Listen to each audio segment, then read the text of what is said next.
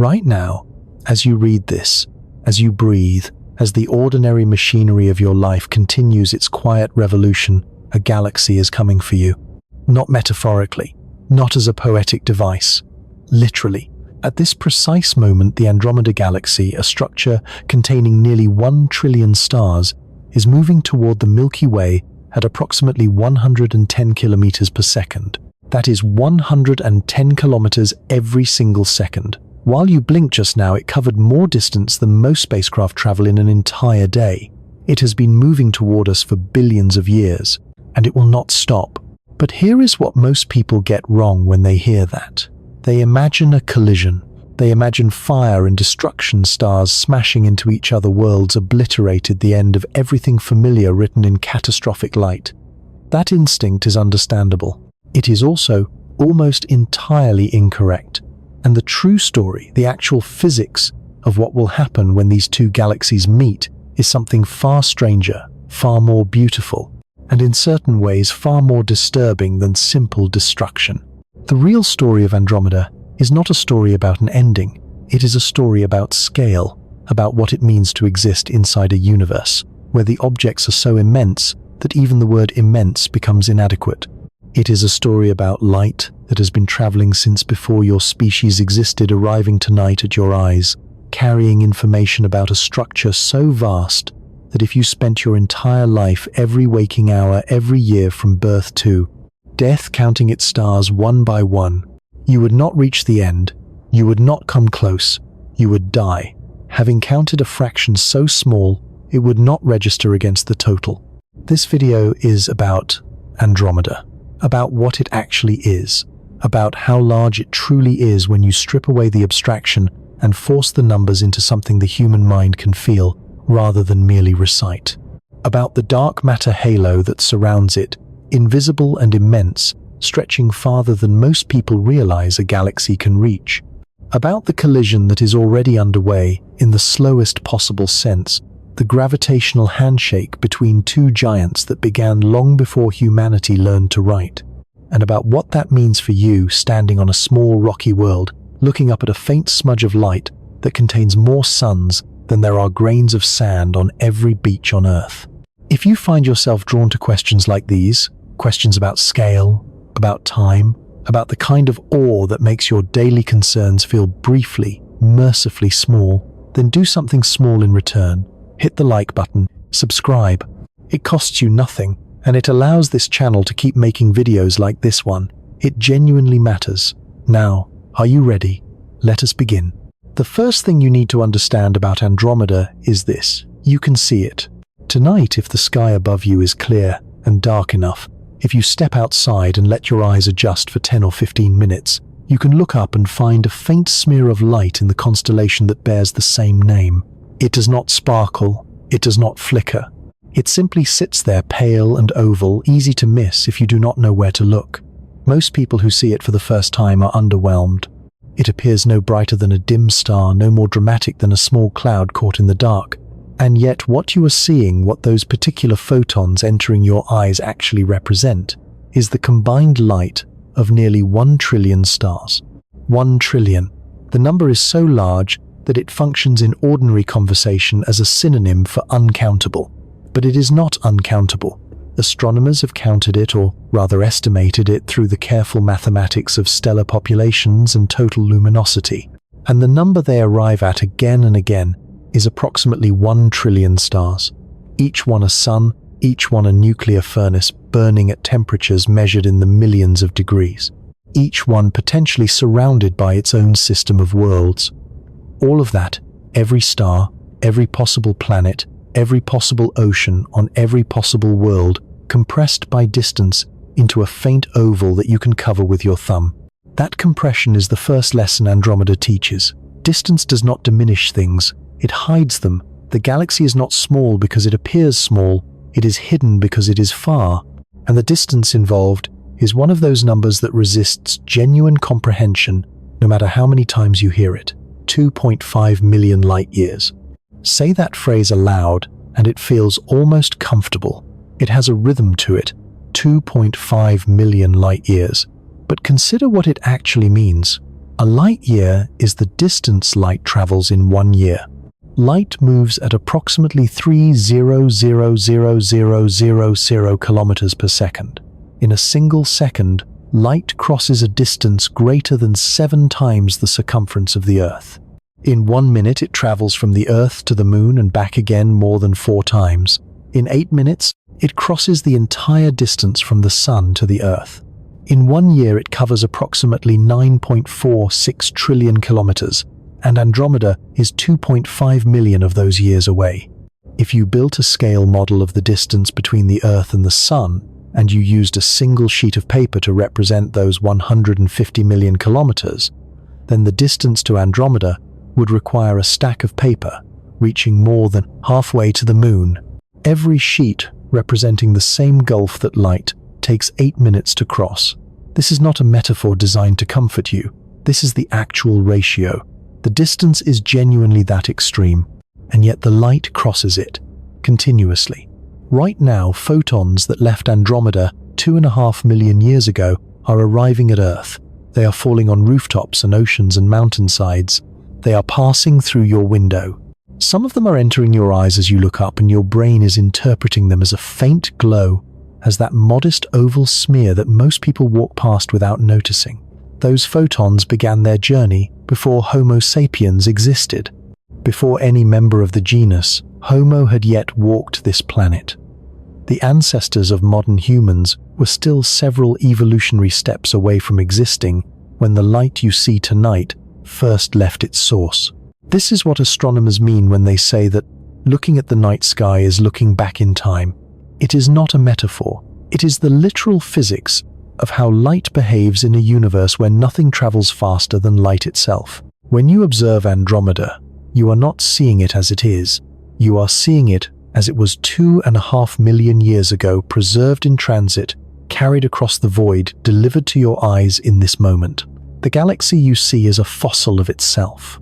The actual Andromeda, the one that exists at this precise moment in cosmic time, is invisible to you. Its current light has not yet arrived. It is still on its way, still crossing the distance, still 2.5 million years from reaching any eye on Earth. This has a consequence that most people do not sit with long enough to feel the full weight of. Andromeda could in principle have changed dramatically since that light departed. Stars could have exploded. Clusters could have shifted. Smaller galaxies could have been consumed, their stars absorbed into the spiral arms. None of that would be visible to us yet. We would not know for millions of years. The universe does not send updates. It sends light, and light takes time. And in a cosmos of these distances, the delay between event and observation is not seconds or minutes, but geological ages.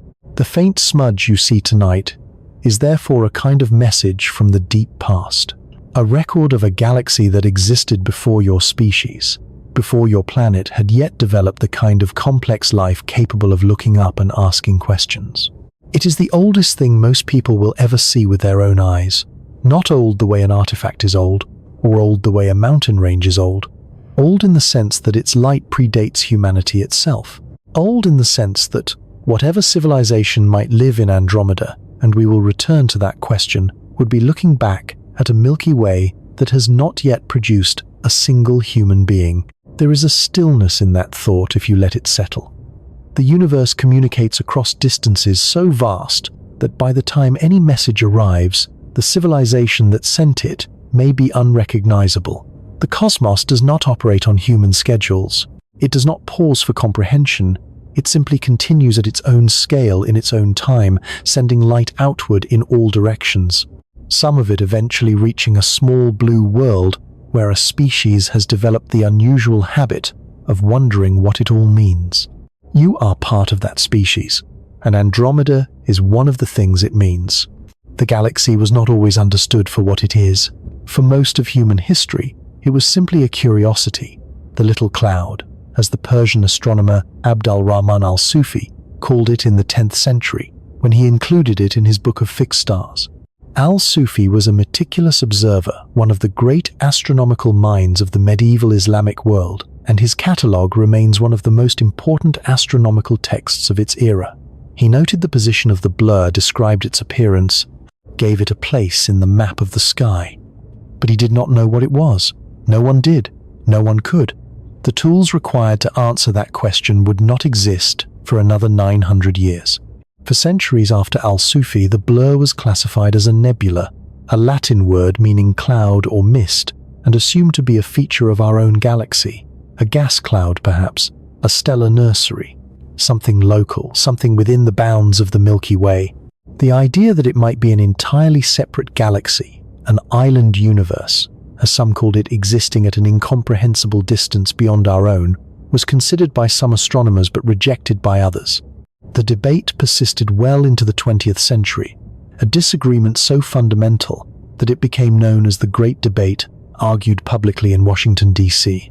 In 1920, between two of the most respected astronomers of the era, the resolution came not from argument but from observation. In 1923, a 34-year-old astronomer named Edwin Hubble sat at the eyepiece of the Hooker telescope at Mount Wilson Observatory in California, at that time the most powerful telescope in the world, and identified something no one had ever seen before in Andromeda.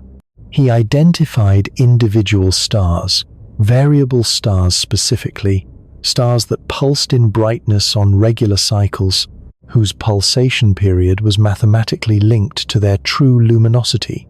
These stars, called Cepheid variables, functioned as cosmic measuring rods. By measuring how long each star took to complete a cycle of brightening and dimming, Hubble could calculate how intrinsically bright the star truly was. By comparing that true brightness to how faint it appeared from Earth, he could calculate its distance. The numbers he arrived at were staggering. The stars he was observing were not inside the Milky Way. They were not even close to the edge of the Milky Way. They were nearly 1 million light-years away, a figure that has since been refined to 2.5 million, but even the initial estimate was enough to settle the debate permanently. Andromeda was not a feature of our galaxy. It was a galaxy of its own, separate, immense, one of countless such structures distributed through a universe far larger than anyone had previously been willing to believe. That single observation, one man, one telescope, one night, one set of flickering stars expanded the known universe overnight. Before Hubble's measurement, the Milky Way was the cosmos. Everything visible was assumed to belong to it. After his measurement, the Milky Way became one galaxy among many. Andromeda became the nearest of those many, and the universe became something incomparably larger, incomparably stranger, incomparably more awe-inspiring than it had been the day before. This is where the story of Andromeda begins, not with a number, but with a question, and not with a smooth, comfortable answer, but with a revelation that fundamentally restructured human understanding of reality. The blur in the sky was not a cloud within our home. It was another home entirely, and the universe was full of them. What you see when you look at Andromeda is the light of 1 trillion suns compressed by distance into a smudge. What you cannot see, what requires instruments, mathematics, and decades of careful observation to reveal, is everything else. The dark matter halo extending millions of light-years in every direction. The supermassive black hole anchoring its core with the mass of 100 million suns. The dozens of satellite galaxies orbiting it like moons around a planet, some of them being slowly torn apart by its gravity even now. The spiral arms stretching across 220,000 light-years, laced with dust and gas, bright with the blue fire of newborn stars. All of that is there, all of it is real, and the faint oval you see with your naked eye is only the beginning of it, only the brightest fraction, only the first word of a sentence that takes the entire universe to complete. This is the story of what Andromeda actually is.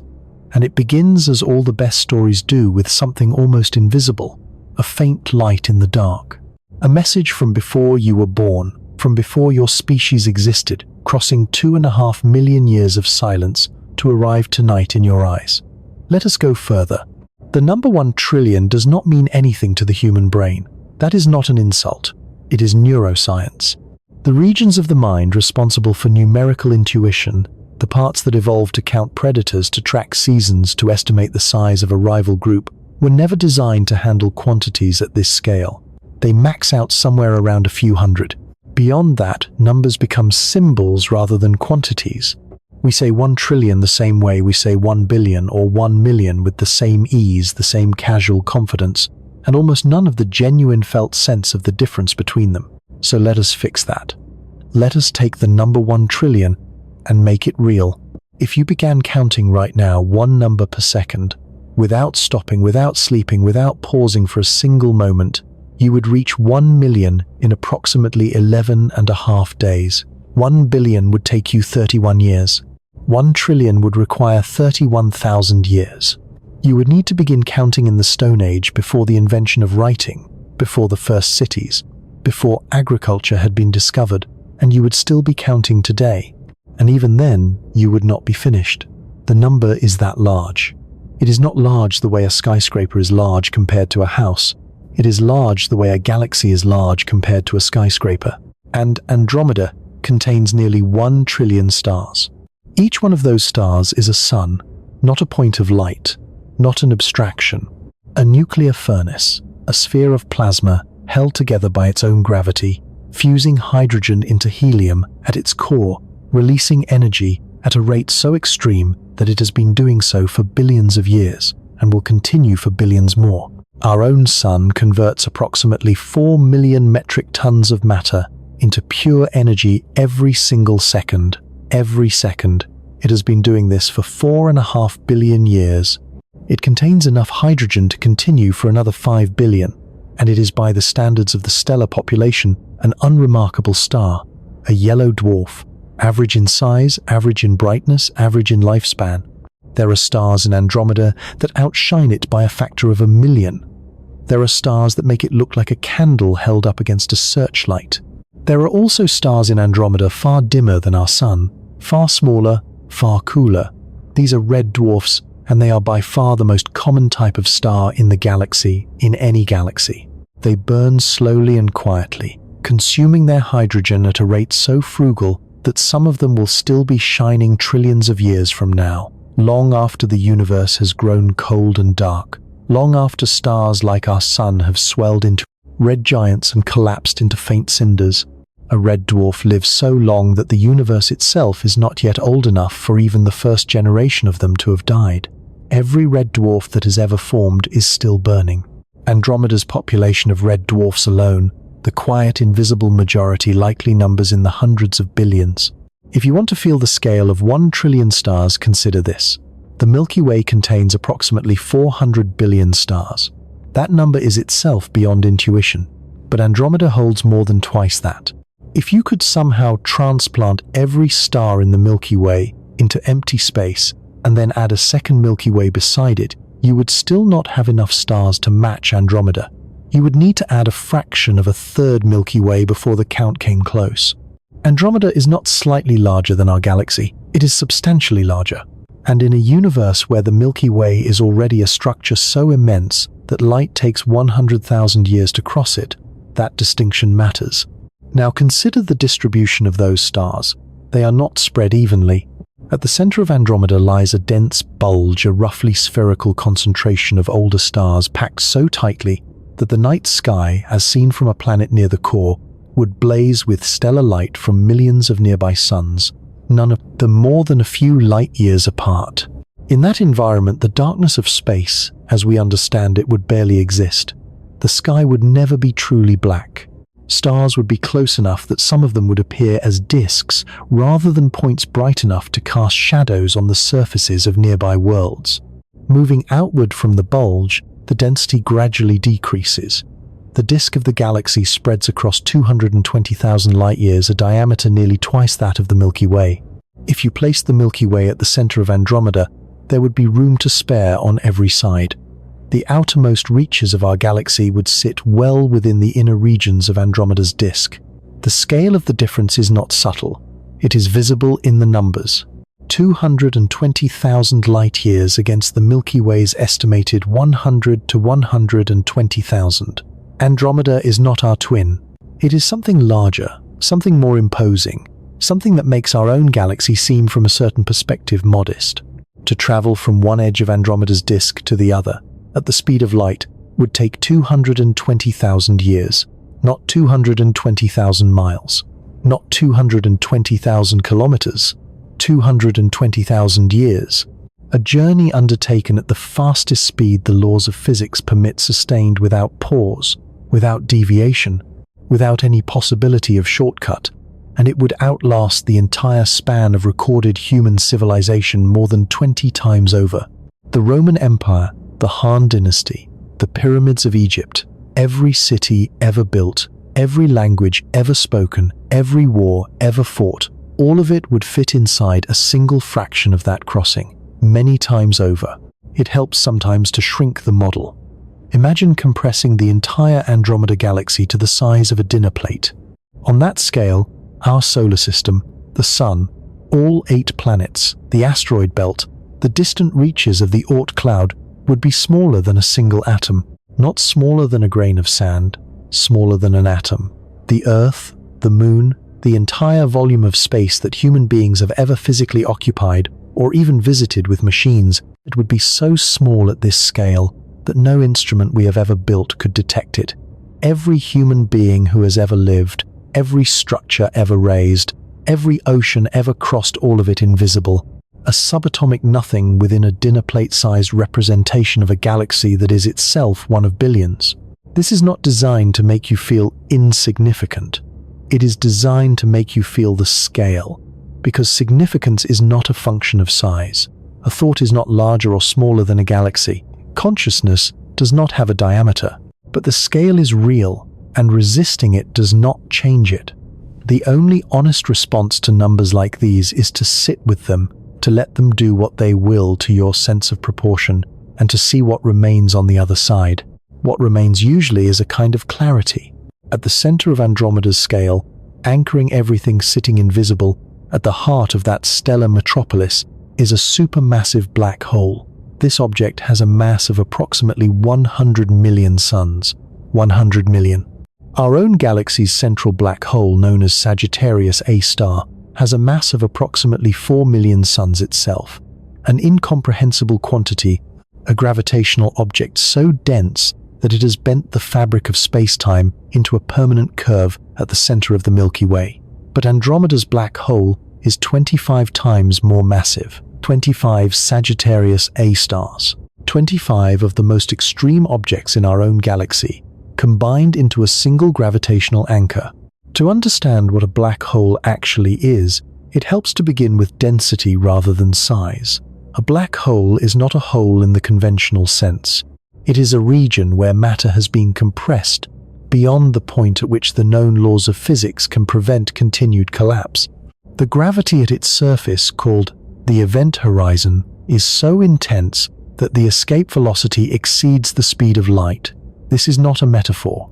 Light itself, moving at 300,000 kilometers per second, cannot escape. Below the event horizon, space-time itself is distorted to a degree that makes escape not merely difficult, but geometrically impossible. All paths through space-time, including the path light, would take curve inward. There is no direction that leads out. There is only in.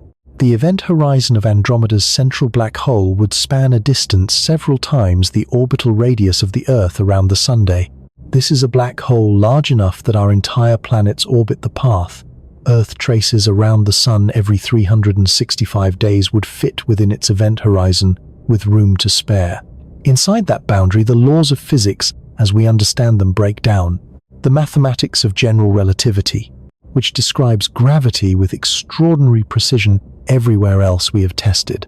It produces infinities at the singularity outputs that signal the edge of our current understanding rather than a description of what actually occurs at that point. We have never directly observed Andromeda's black hole. We infer its existence and its mass from the behavior of the stars surrounding it. Stars in the inner regions of Andromeda's bulge move at extraordinary velocities, speeds that cannot be explained by the gravitational pull of visible matter alone. When astronomers model the mass required to produce those velocities, the answer points consistently to a single compact invisible object with the mass of 100 million suns.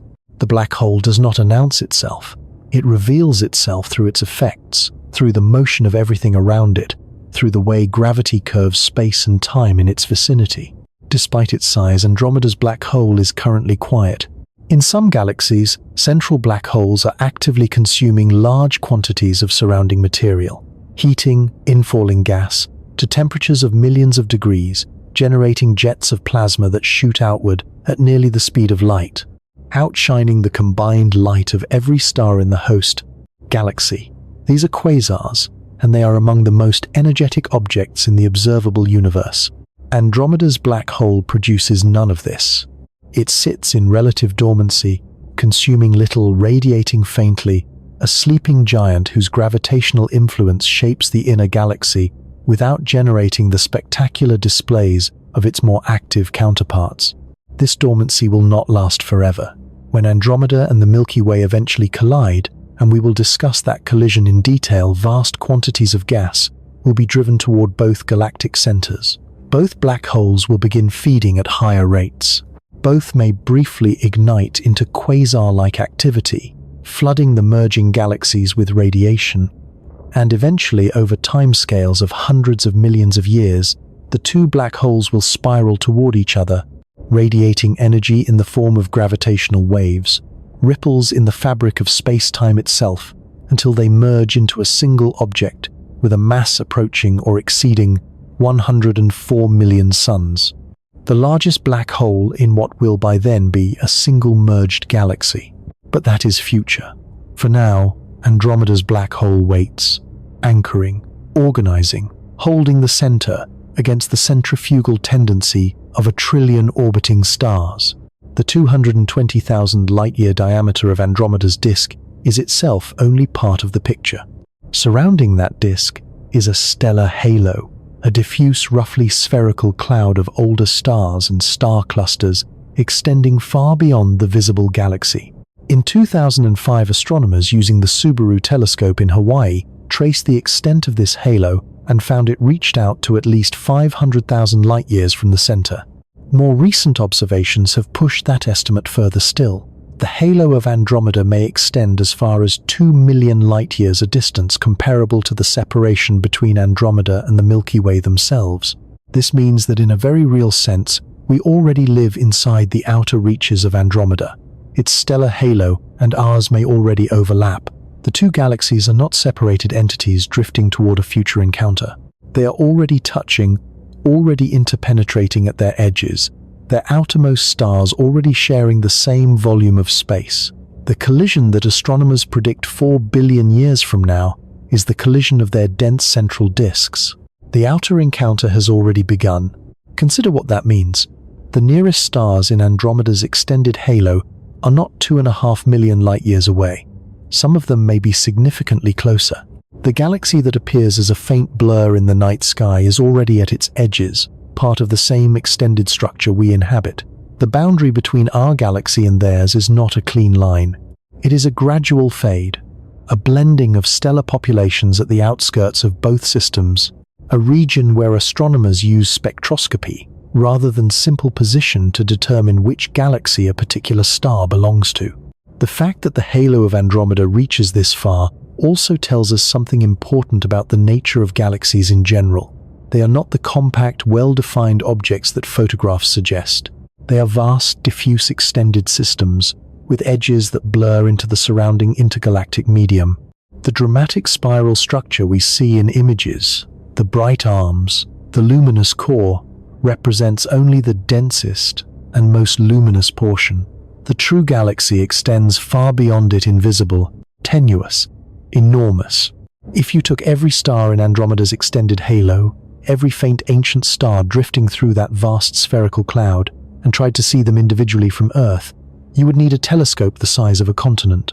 They are too faint, too dispersed, too hidden in the noise of the sky. We detect them not as individual stars, but as statistical excesses, as subtle overdensities in the background, as populations revealed by careful surveys that compare what we expect to see with what we actually observe.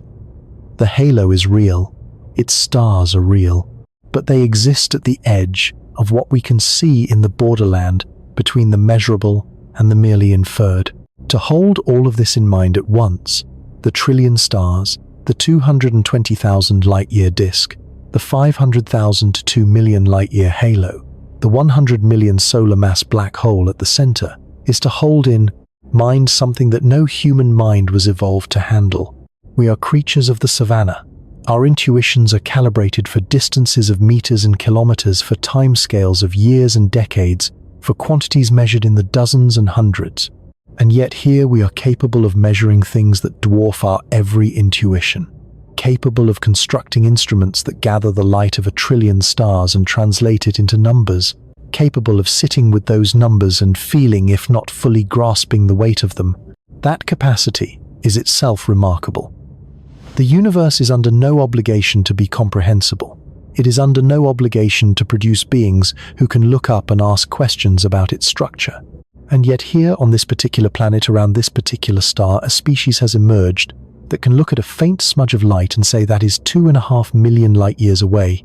It contains 1 trillion stars. Its central black hole has the mass of 100 million suns. Its halo may already overlap with our own. We cannot feel the scale the way we feel temperature or pain, but we can know it. And knowing it, genuinely knowing it, sitting with it rather than skating past it, changes something. It changes the way the night sky looks. It changes the way a clear, dark evening feels when you step outside and find that faint oval with your eyes. It is no longer just a smudge. It is 1 trillion suns. It is a structure that dwarfs everything you have ever known by a factor so large that comparison breaks down. It is a galaxy already reaching toward you, its outermost stars, already in the same cosmic neighborhood, its light already falling on your face. It has been falling on your face your entire life. You simply did not know what you were receiving. Now you do. And the story is only beginning, because the stars and the black hole and the disk and the halo, all of that visible, measurable, luminous matter represents only a small fraction of what Andromeda actually is. The majority of the galaxy cannot be seen at all. It does not emit light. It does not reflect light. It interacts with nothing except through gravity. And yet it outweighs everything we can observe by a factor that will fundamentally alter your sense of what a galaxy is. But that comes next. There is a paradox at the heart of how we study galaxies. We live inside one. We are embedded in the Milky Way, positioned roughly 26,000 light-years from its center, orbiting within one of its spiral arms, at a speed of approximately 220 kilometers per second. We have been inside this galaxy since the moment the solar system formed 4.5 billion years ago. And yet, despite a lifetime of proximity, despite being surrounded by the galaxy on all sides, we cannot see its shape. We cannot look out from our position and observe the spiral arms curling away from us, cannot see the central bulge rising above the disk, cannot watch the rotation of the structure we inhabit. We are inside it, and being inside it makes it invisible as a whole. This is not a small irony. It is a fundamental limitation of perspective. To see the shape of something, you need distance from it, the way you cannot see the shape of a forest when you are standing among its trees. Andromeda gives us that distance, not for our own galaxy, but as a model. By studying the structure of Andromeda from our external vantage point, by tracing its arms, mapping its bulge, measuring the motion of its stars, we learn what a large spiral galaxy actually looks like from the outside. And because the Milky Way is a galaxy of similar type, similar mass, similar age, what we see in Andromeda is our best available mirror. The closest thing we have to a photograph of our own home taken from a distance we can never actually achieve. What we see when we look carefully is extraordinary. The most immediately visible feature of Andromeda is its central bulge. In photographs, this appears as a bright, slightly orange-tinted core, a concentrated region of older stars packed densely together, shining collectively with an intensity that dominates the inner galaxy. This bulge is not a flat structure. It is roughly spherical, a ball of stars rising above and below the plane of the disk, its density decreasing gradually with distance from the center. The stars within it are predominantly old, billions of years old, formed in the early history of the galaxy, when gas was abundant and star formation proceeded rapidly. They have burned steadily ever since, settling into the cooler, redder end of the spectrum as they age, giving the bulge its characteristic warm color in long exposure photographs. Within that bulge, near the very center, lies a feature that puzzled astronomers for decades. Andromeda's nucleus appears in high-resolution images from the Hubble Space Telescope to have not one peak of brightness but two distinct concentrations of stars offset from each other sitting at the galaxy's core like a double heartbeat. For years, this double nucleus was debated and disputed. The explanation that eventually emerged from careful modeling is strange enough to be worth dwelling on.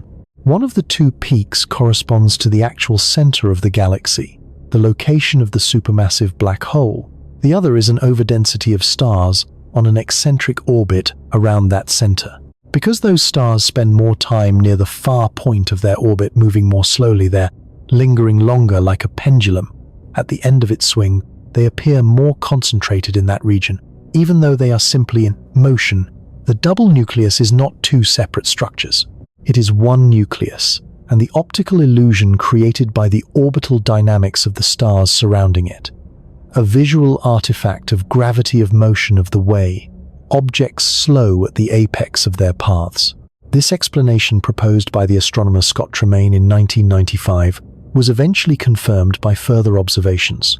It is a reminder that what we see in galaxies is not always what is physically present. Motion creates illusions. Perspective distorts. The universe is under no obligation to appear straightforward, and it frequently does not. Extending outward from the bulge, the disk of Andromeda spreads across 220,000 light-years. Within that disk, the most dramatic structures are the spiral arms, broad sweeping regions of elevated stellar density that wind outward from the inner galaxy, in a pattern that from a sufficient distance would appear as a graceful pinwheel. But the arms are not simple. They are not clean uniform bands of stars arranged in perfect geometric arcs. They are irregular, patchy, knotted with clusters and divided by dark lanes of dust. They are alive with processes operating at temperatures and pressures and timescales that dwarf anything in ordinary experience.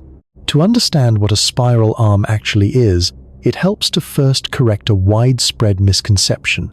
The arms of Andromeda or of any spiral galaxy are not physical structures in the way that a branch is part of a tree.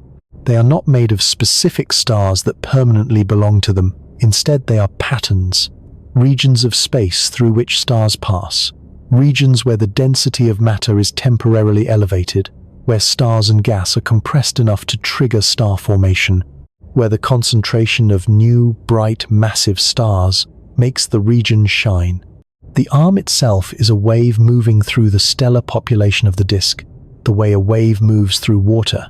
The water itself does not travel with the wave, it rises and falls as the wave passes through. This framework is called density wave theory, and it was developed in the 1960s primarily by the astronomers Chiao Lin and Frank Xu. It solved a problem that had troubled astronomers for decades, the winding problem.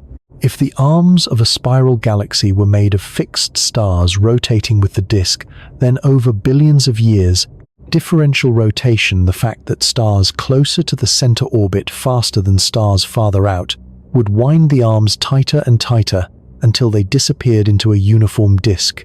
No spiral galaxy should be able to maintain its arms for more than a few 100 million years. And yet spiral galaxies are common, and many of them are billions of years old. The arms persist. Density wave theory explains why. The arms are not the stars. They are the pattern.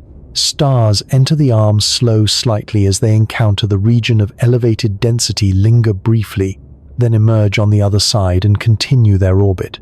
Meanwhile, the pattern itself rotates at a different rate, the pattern speed independent of the orbital velocity of individual stars.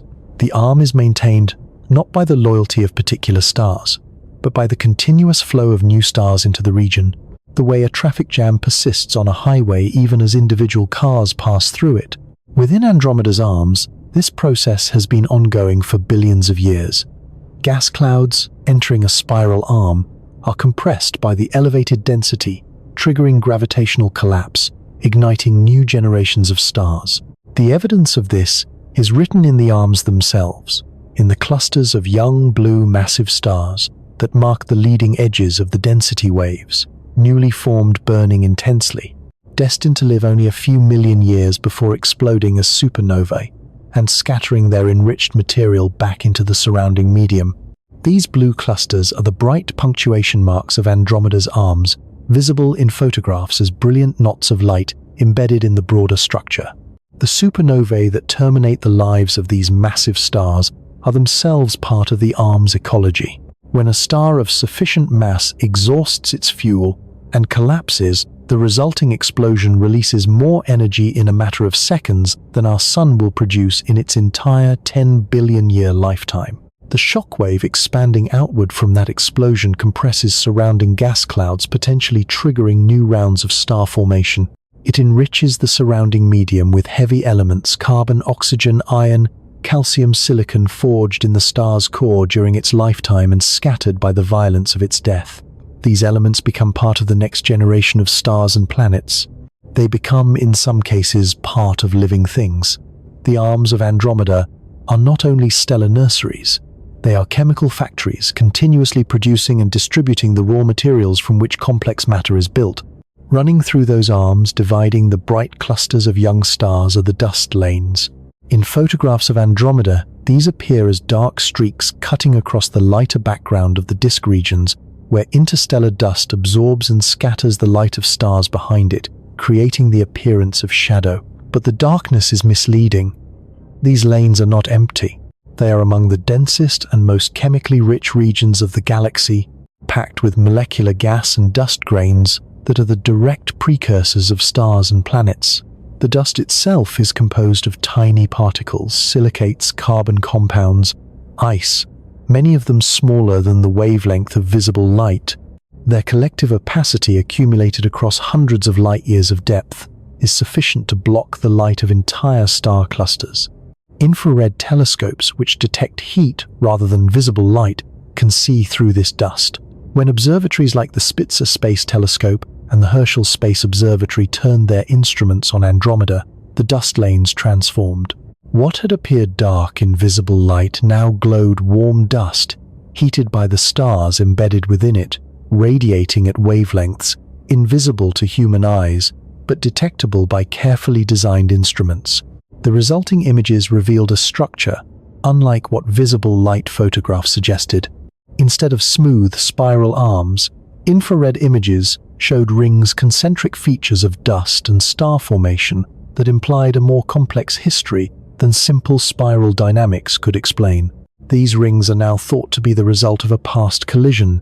Approximately 200 million years ago, one of Andromeda's satellite galaxies, possibly M32, the compact elliptical companion visible as a bright spot near the main disk, may have passed through Andromeda's disk like a stone dropped into still water.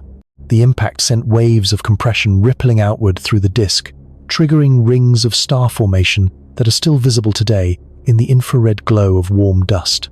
The arms and rings of Andromeda are not just products of orderly galactic dynamics. They are scars. They are the preserved record of a violent encounter written in dust and newborn stars still expanding outward 200 million years later.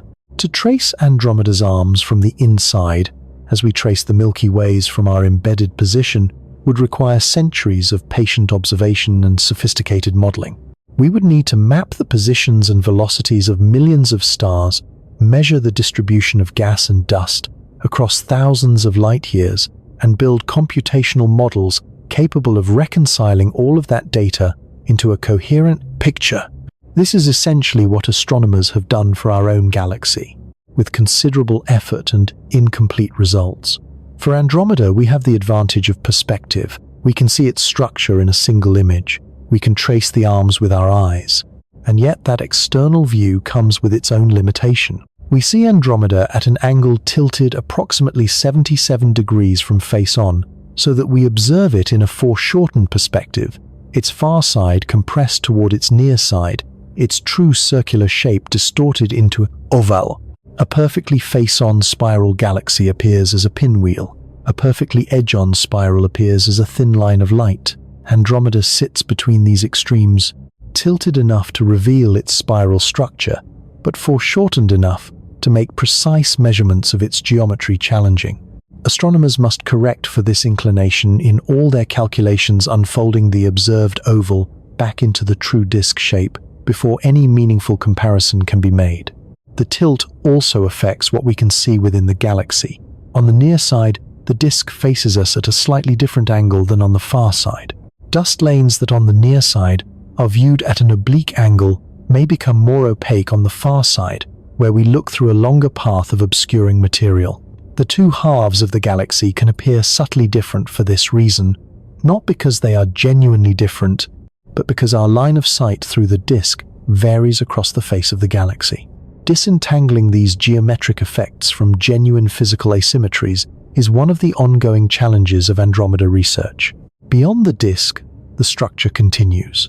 The stellar halo that surrounds Andromeda is not uniform.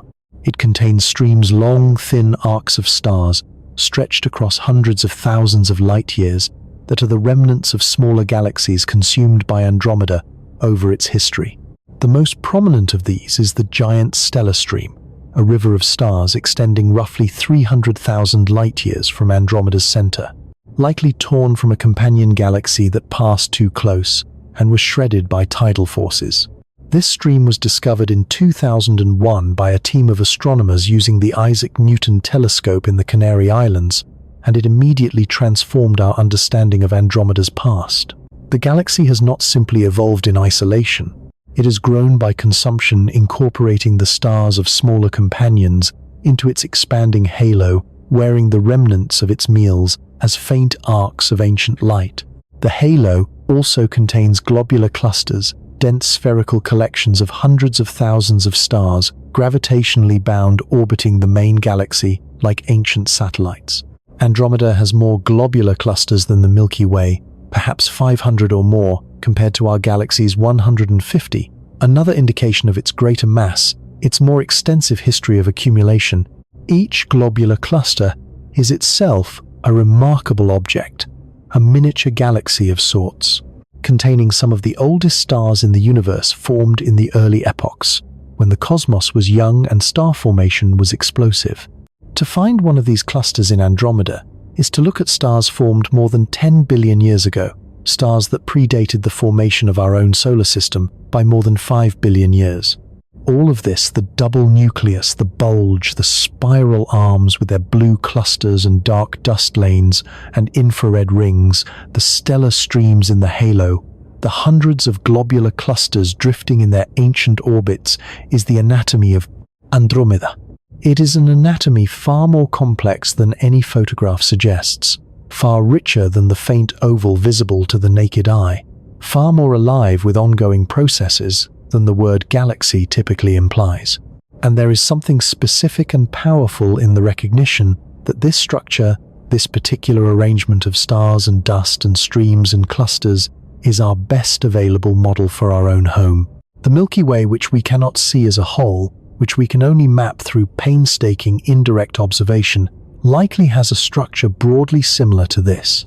It too has a central bulge, though with a bar, a linear structure of stars channeling material toward the core that Andromeda may lack. It too has spiral arms laced with dust and nurseries of new stars. It too has a stellar halo populated with ancient globular clusters and the remnants of consumed companions. When astronomers refine their models of the Milky Way's structure, they often calibrate against Andromeda. What we observe in our neighbor informs what we infer about our home. Andromeda is not just a galaxy we study out of curiosity. It is a reference point, a standard against which our own galaxy is measured, a way of seeing ourselves from a perspective we can never physically achieve. To look at Andromeda is in a certain sense to look at the Milky Way, not directly, not perfectly, but with a kind of reflective understanding, a recognition that the structure unfolding across the sky in that tilted oval is structurally akin to the structure we inhabit, without being able to see it whole, the forest observed from a neighboring hill. And still we have not reached the strangest part, the arms and the bulge and the halo and the streams, all of it visible, all of it luminous, all of it measurable through the light it emits, represents only a fraction of what Andromeda actually is, a significant fraction, but a fraction nonetheless.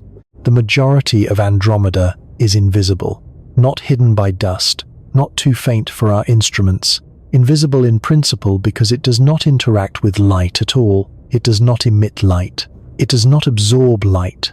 It does not reflect light. It simply exists massive and pervasive, shaping the motion of everything around it through gravity alone, while remaining entirely beyond the reach of any telescope ever built. This is dark matter. And in Andromeda, as in all large galaxies, it is not a minor addendum to the story. It is the story's largest chapter, one that changes everything about what the word galaxy means. In 1933, a Swiss astronomer named Fritz Zwicky was studying the Coma cluster, a vast collection of galaxies, roughly 320 million light-years from Earth, and he noticed something that did not add up. The galaxies within the cluster were moving too fast. Not slightly too fast, dramatically too fast. The velocities he measured were so extreme that by the standard physics of gravity, the cluster should have been flying apart. The galaxies should have been escaping each other's gravitational reach, dispersing into the surrounding void, the cluster dissolving over time into individual galaxies scattered across space. And yet the cluster persisted. It held together. Something was providing the gravitational glue that Zwicky's calculations said the visible matter could not supply. He proposed that the cluster must contain far more mass than was visible mass, that did not emit light mass, that could not be seen but could be felt through its gravitational effects. He called it Dunkel Materie, dark matter. The astronomical community largely ignored him for decades. It was not until the 1970s that the evidence became impossible to dismiss. An astronomer named Vera Rubin, working with her colleague Kent Ford at the Carnegie Institution in Washington, was measuring the rotation of spiral galaxies, specifically the speeds at which stars at different distances from the galactic center moved in their orbits. The expectation based on Newtonian gravity and the observed distribution of luminous matter was straightforward. Stars near the center of a galaxy should orbit quickly because they are close to the concentration of mass, pulling them inward. Stars far from the center should orbit more slowly because the gravitational pull diminishes with distance. This is the same pattern observed in the solar system, where Mercury races around the Sun in 88 days, while Neptune takes 165 years. What Rubin and Ford found was nothing like this. The stars at the outer edges of the galaxies they studied were not moving slowly. They were moving at roughly the same speed as stars much closer to the center. The rotation curves graphs, plotting orbital velocity against distance from the galactic center, were flat. Instead of declining as distance increased, the velocity remained approximately constant across the entire disk and beyond. This was not a minor discrepancy that could be explained away by measurement error or modeling assumptions. It was a systematic, reproducible, unmistakable deviation from what visible matter alone could produce. The only explanation consistent with the data was the one Zwicky had proposed 40 years earlier. There had to be additional mass that was not visible. Mass distributed not just within the disk of the galaxy, but extending outward in a vast spherical halo surrounding it. A halo that provided the additional gravitational pull needed to keep the outer stars moving at the speeds Rubin and Ford observed. Without that halo, the outer stars would be moving too fast to remain gravitationally bound. With it, the rotation curves made sense. The physics worked. The galaxy held together. Andromeda was among the galaxies Rubin and Ford studied. Its rotation curve was flat. Its outer stars moved at velocities that demanded the presence of a massive invisible halo extending far beyond the visible disk. This was not a property unique to Andromeda. It turned out to be a property of essentially every spiral galaxy ever measured. But Andromeda, as our nearest large neighbor, as the galaxy whose structure we can observe in the greatest detail, provided some of the clearest early evidence. Its rotation curve became one of the canonical demonstrations of dark matter's reality. The dark matter halo of Andromeda is immense. It is in every meaningful sense the largest component of the galaxy. The visible disk, with its spiral arms and dust lanes and trillion stars, extends roughly 220,000 light-years across. The dark matter halo extends perhaps 1 million light-years, perhaps more. Some estimates push the outer boundary of Andromeda's dark matter halo to 2 million light-years or beyond, at which point it overlaps significantly with the dark matter halo of the Milky Way. The two galaxies, separated by 2.5 million light-years at their centers, may already be in contact at their dark matter boundaries. The halos may already be merging slowly invisibly, without a single photon of light being produced by the interaction. To say the dark matter halo is large is almost to understate the situation. The visible galaxy, everything you see in photographs, everything that glows, everything that can be detected with any telescope operating at any wavelength, occupies roughly 10 to 15% of the total volume influenced by Andromeda's gravity. The remaining 85 to 90% is dark matter. If you could somehow see the dark matter halo if it emitted any radiation at all, Andromeda would not appear as a faint oval smear a few degrees across. It would dominate the night sky. It would be one of the largest objects visible from Earth. A vast diffuse sphere centered on the bright galaxy at its heart, extending in every direction far beyond what the eye or any optical telescope could encompass. This is what a galaxy actually is. Not the stars, not the gas and dust, the dark matter halo. The stars and gas exist within it like dust motes suspended in a sphere of invisible gravity, tracing patterns within a structure they did not create and cannot see. The halo was there first.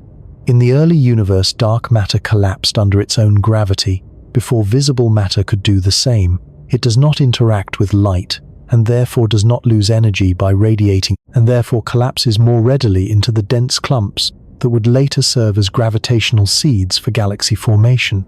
The first structures in the universe were dark matter halos. The visible galaxies formed within them, drawn in by gravity, lighting up the pre-existing framework of dark matter, like decorations on an invisible scaffold.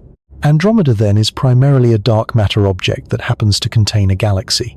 The galaxy is the visible part. The dark matter is the majority. We do not know what dark matter is. This is important to say clearly and without evasion. Despite decades of research, despite sophisticated detectors buried deep underground to shield them from cosmic ray interference, despite searches at particle accelerators capable of recreating conditions from the early universe, despite astronomical observations of extraordinary precision, we do not. I know what particle or particles constitute dark matter. We know it exists because of its gravitational effects. We know it is not made of ordinary atoms because ordinary matter behaves differently under cosmological conditions than dark matter observably does. We know it does not interact with light. And we know it is everywhere in Andromeda, in the Milky Way, in every large galaxy ever studied in the clusters and superclusters that form the large-scale structure of the universe. But its fundamental nature remains unknown. It is one of the most significant open questions in physics. An entire category of reality comprising approximately 27% of the total energy content of the universe, whose identity we cannot determine. We have named it. We have mapped its distribution. We have measured its effects with extraordinary precision. We have built entire theoretical frameworks to describe how it behaves on cosmological scales. And we do not know what it is. This is not a failure of science. It is a testament to the depth of what remains to be discovered. Science is not a catalogue of known things. It is a process of pushing against the boundaries of the unknown, and dark matter is one of the places where that boundary remains stubbornly in place. Every experiment designed to detect dark matter particles directly has returned a null result, or results too ambiguous to be definitive. This means either that dark matter particles interact with ordinary matter even more weakly than current models predict, or that dark matter is something other than a particle in the conventional sense, or that our framework for understanding it requires revision in ways we have not yet conceived. Each possibility is as extraordinary as the last. The evidence for dark matter's existence in Andromeda goes beyond rotation curves. The tidal streams in Andromeda's halo, those long arcs of stars torn from consumed companion galaxies, provide independent confirmation. The way a stream of stars disperses over time depends on the gravitational potential of the galaxy it orbits. By modeling how these streams should evolve under different assumptions about the mass distribution of Andromeda, astronomers can constrain the properties of the dark matter halo. The streams are in effect tracers, test particles moving through the gravitational field, their paths encoding information about the invisible mass surrounding them. The giant stellar stream, extending 300,000 light-years from Andromeda's center, has been used in exactly this way to probe the structure of the dark matter halo it passes through. The satellite galaxies of Andromeda provide yet another line of evidence. Andromeda has at least 30 known satellite galaxies, small companions orbiting the main galaxy at various distances. Their orbital velocities, like the velocities of stars within the disk, exceed what the visible mass of Andromeda alone could explain. They are moving too fast for the gravitational pull of the visible galaxy to hold them in bound orbits. Only the inclusion of a massive dark matter halo brings their motions into agreement with the predictions of gravitational theory. The satellites are in a sense test particles on the largest scale, their orbits sampling the gravitational field of Andromeda at distances of hundreds of thousands of light years, providing data on the outer reaches of the dark matter halo, where the visible galaxy contributes almost nothing. One of the satellite galaxies deserves particular attention. M32, the compact elliptical companion visible in photographs, as a bright spot near Andromeda's disk, is unusual among satellite galaxies. It is extremely dense, one of the densest galaxies known, with a stellar concentration at its center that is remarkable for an object of its size. The leading explanation for this density is that M32 is not simply a small elliptical galaxy that happened to form near Andromeda. It is the surviving core of a much larger galaxy that once passed through Andromeda's disk and was stripped of its outer stars by tidal forces, leaving only the dense central remnant behind. If this explanation is correct, then the rings of star formation visible in Andromeda's infrared images, the structures thought to be the result of a past impact, were created by M32 itself, plunging through the disk and triggering the compression waves that still ripple outward 200 million years later. A galaxy consuming another galaxy, leaving behind only its dense heart, its passage recorded in the rings of its victim's body. The violence is real, even if it unfolded over timescales too long for any mind to witness continuously. Andromeda carries these records in its structure, in its infrared rings, in its tidal streams, in the unusual density of its closest companion. The dark matter halo is implicated in all of this. Without its gravitational influence, the tidal disruption of infalling galaxies would proceed differently. The streams would evolve differently. The satellites would orbit differently. The entire dynamical history of Andromeda, its growth through mergers, its consumption of companions, its gradual accumulation of mass over billions of years, is shaped at every step by the dark matter scaffolding within which all of this occurs. To understand Andromeda's history is to understand how dark matter halos grow and interact. To understand how dark matter halos grow and interact is to understand in part how the large-scale structure of the universe came to look the way it does. There is a philosophical dimension to this that deserves to be named directly. The universe is primarily composed of things we cannot see.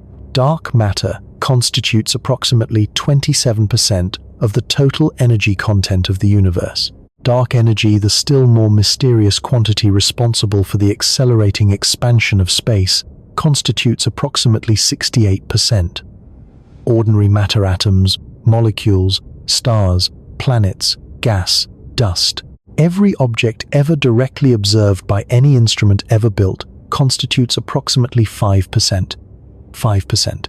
Everything we have ever seen, everything we have ever touched, everything we have ever measured with any instrument, every galaxy ever photographed, every spectrum ever recorded, every particle ever detected in any accelerator, all of it, together represents 5% of what exists. The remaining 95% is dark, invisible, undetected in any direct sense, known only through its effects on the 5% we can see. This is one of the most profound facts in all of science. Not because it is discouraging, it should not be discouraging, but because it reveals the true situation with admirable honesty.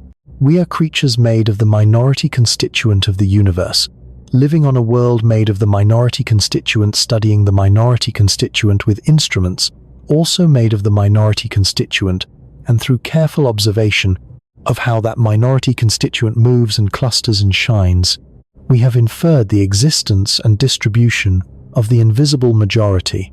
That inference is one of the greatest intellectual achievements in human history.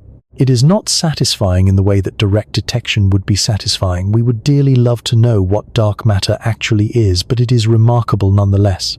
When you look at Andromeda, You are seeing 5% of it.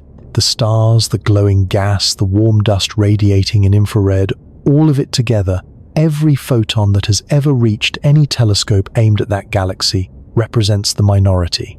The majority surrounds it, invisible, enormous, shaping everything you can see without itself being seen. The galaxy you observe is embedded in a far larger galaxy you cannot observe. The faint oval in the night sky is the luminous core of something far more immense, something that has no glow, no color, no detectable surface, only gravity reaching outward for perhaps 2 million light-years, holding satellites in their orbits, shaping tidal streams, determining the fate of infalling companions. To look at Andromeda knowing this is a different experience than looking at it without knowing. The smudge of light becomes a marker, the visible flag of something invisible and vast, the bright fraction of a dark hole. The galaxy you see is real and extraordinary, but it is in the most literal sense only the beginning of what is actually there. And what is actually there, visible and invisible together, is moving. The entire system, dark matter, halo and stellar disk and spiral arms and satellite galaxies and tidal streams and supermassive black hole, all of it is in motion, drifting toward us, closing the distance between its center and ours at 110 kilometers per second. Every second of every day, that distance decreases, has been decreasing for billions of years, will continue to decrease for billions more, until it does not decrease anymore, until the distance reaches zero, until two galaxies that have been approaching each other since before the Earth existed finally occupy the same space, until the largest event in the future history of the local group unfolds in slow motion across a span of time so vast that no civilization now living will witness its completion. This is the collision, and it is already in the most technical sense underway. 4 billion years is not a prediction. It is a measurement expressed as a future date. The distinction matters. A prediction is an educated guess, a projection based on incomplete information, a forecast that carries within it the possibility of being wrong. What astronomers have determined about the future of Andromeda and the Milky Way is something more precise than that. It is a calculation grounded in measured velocities, confirmed gravitational dynamics, and computer simulations run thousands of times with varying initial conditions, and the result is consistent. The two galaxies will collide. The uncertainty is not in whether, but in exactly when, and in the precise geometry of the approach. The range of estimates clusters around 4 to 5 billion years from now. The collision is not a possibility. It is a scheduled event. To understand why it is so certain, you need to understand what is driving it. Two objects of comparable mass separated by a finite distance exert gravitational attraction on each other. If their relative velocity is insufficient to overcome that attraction, if they are not moving apart fast enough to escape each other's pull, they will eventually fall together. Andromeda and the Milky Way are not moving apart, they are moving toward each other. The blue shift in Andromeda's light, the slight compression of its spectral lines towards shorter wavelengths, is direct observational evidence of this approach. It has been measured repeatedly with increasing precision, and the result is always the same: 110 kilometers per second closing. But that number 110 kilometers per second requires context. It sounds fast. In terms of human experience, it is incomprehensibly fast. A passenger aircraft travels at roughly 250 meters per second. 110 kilometers per second is 440 times faster. At that speed, you could circle the Earth at the equator in approximately 22 seconds. You could travel from the Earth to the Moon in slightly over 30 minutes. And yet, across a distance of 2.5 million light-years, 110 kilometers per second is almost imperceptibly slow. To cross that distance at that velocity would require approximately 6.7 billion years longer than the current age of the Earth. The approach is real, it is measurable, it is inevitable, but it is also patient in a way that makes geological time feel rushed. For billions of years, as the solar system formed and life emerged on Earth, and multicellular organisms evolved, and continents drifted and species rose and fell, and early humans first looked up at the night sky and wondered, Andromeda has been drifting closer. It was closer when the dinosaurs were extinguished than when the Earth formed. It was closer when the first humans walked than when the first animals crawled onto land. It is closer tonight than it was last night, by about 9.5 million kilometers. That is the daily approach, 9.5 million kilometers, vast by human standards, negligible against 2.5 million light-years. The collision is coming, and it has always been coming, and no event in Earth's history has altered its trajectory by a measurable amount. The mechanics of what will actually happen when the two galaxies meet are counterintuitive in ways that require careful explanation, because the word collision implies something that the event will not resemble. When galaxies collide, stars do not crash into each other. The reason is simple geometry. Stars are small relative to the distances between them. Within the disk of the Milky Way, the average distance between stars is several light-years. The stars themselves are at most a few light-minutes across. The ratio of stellar size to interstellar distance is comparable to the ratio of 2 grains of sand separated by several kilometers. If you fired the two disks of Andromeda and the Milky Way directly through each other at their full collision velocity, the probability of any two stars making direct physical contact would be vanishingly small, less than 1 in a million, possibly far less. What happens instead is gravitational. The two galaxies pass through each other, and as they do, the gravitational field of each distorts the other. Stars that were following stable circular orbits in their home galaxy suddenly find themselves in a gravitational environment that has changed.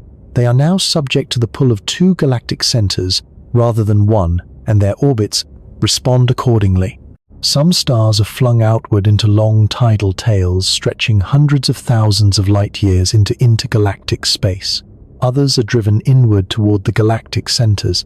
The disk structures of both galaxies, which represent billions of years of settled, stable orbital dynamics, are disrupted in a matter of hundreds of millions of years, quickly by galactic standards.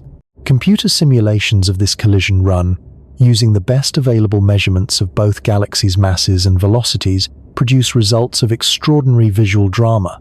In these models, the two galaxies approach each other over billions of years, their halos interpenetrating first silently and visibly, two dark matter structures merging without a single photon of light being generated. Then the stellar disks begin to interact. Long tidal tails of stars are drawn out, arcing away from both galaxies in graceful curves. The galaxies pass through each other separate briefly, then fall back together under mutual gravitation. They pass through each other a second time, and then over several billion years they coalesce, merging into a single larger structure that is no longer a spiral galaxy, but an elliptical one, smooth and featureless. The ordered disk structures of both progenitors thoroughly disrupted and blended into a uniform, pressure-supported cloud of stars. Astronomers have given this future galaxy a name, Milkomeda, or sometimes Milkdromeda. The name is informal, more mnemonic than scientific, but it captures the essential fact. What will emerge from the collision is not the Milky Way and not Andromeda. It is something new, a galaxy that neither currently exists, formed from the material of both, with a stellar population that blends the stars of a trillion sun system with the stars of a 400 billion sun system, the whole embedded in a combined dark matter halo of extraordinary extent. The impact on the night sky, as experienced from a planet in our solar system, will be one of the most dramatic transformations in the history of the Earth, assuming anything is left of the Earth to experience it, a point we will return to. In the early phases of the approach occurring over the next several billion years, Andromeda will gradually grow larger in the sky. The faint oval that now requires a dark sky and careful observation to detect will slowly expand, brightening and widening as the distance decreases. By 1 billion years from now, Andromeda will be unmistakably visible to the naked eye, even from moderately light-polluted locations, its disk spanning several times the width of the full moon. By 2 billion years, it will dominate the night sky, its spiral arms visible as distinct structures, its core shining brighter than any star. As the first close approach occurs approximately 4 billion years from now, the sky will transform completely. The orderly band of the Milky Way stretching overhead will be disrupted. Tidal tails of stars from both galaxies will arc across the sky in great sweeping curves, changing the appearance of the heavens on timescales of millions of years.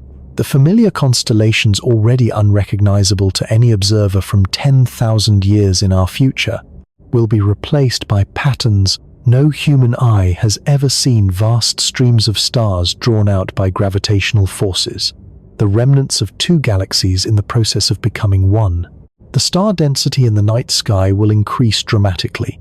Where we now see several thousand stars with the naked eye on the darkest nights, future observers might see tens of thousands, the combined stellar populations of two galaxies intermingling, some stars drawn close to our solar system's new position within the merged structure, others visible as distant members of the stellar streams filling the sky. The nights will be brighter, not brightly lit in the way city skies are brighter, but genuinely illuminated by more stellar light than the current sky provides. None of this will unfold quickly enough for any observer to watch. The entire collision from first close approach to final coalescence will take approximately 6 billion years. Individual human lifetimes would see nothing change. Civilizations lasting thousands of years would see nothing change. It would require geological patience, the patience of plate tectonics, of mountain ranges rising and eroding, of ocean basins opening and closing to observe any progress. The collision is dramatic by galactic standards and imperceptible by human standards. It is a spectacle that plays out on a timescale that renders all of human history a single instantaneous frame. The gas clouds of both galaxies will not pass through each other as gracefully as the stars. Unlike stars, gas clouds are extended objects that can physically collide with each other, compressing and heating at the interface. When the disks interpenetrate, vast quantities of interstellar gas from both galaxies will be driven together, compressed to densities far higher than they achieve in either galaxy alone. This compression will trigger star formation on a scale neither galaxy has experienced in billions of years. The collision will ignite a starburst, a period of explosive star formation in which new stars are created at rates far exceeding anything occurring in either galaxy today. The merged region will blaze with the blue light of millions of newly formed massive stars, each one burning intensely, living briefly, exploding as a supernova in a cascade of violence and enrichment that will seed the next generation of stars with heavy elements. From a distance, the merging galaxies would look like what astronomers call an interacting galaxy pair, a class of objects well studied in the distant universe, where the look-back time provided by the speed of light allows us to observe collisions that occurred billions of years ago. Systems like the Antennae galaxies, 62 million light-years from Earth, show us two spiral galaxies in mid-collision, their disks overlapping tidal tails, extending tens of thousands of light-years, their star formation rates elevated by orders of magnitude.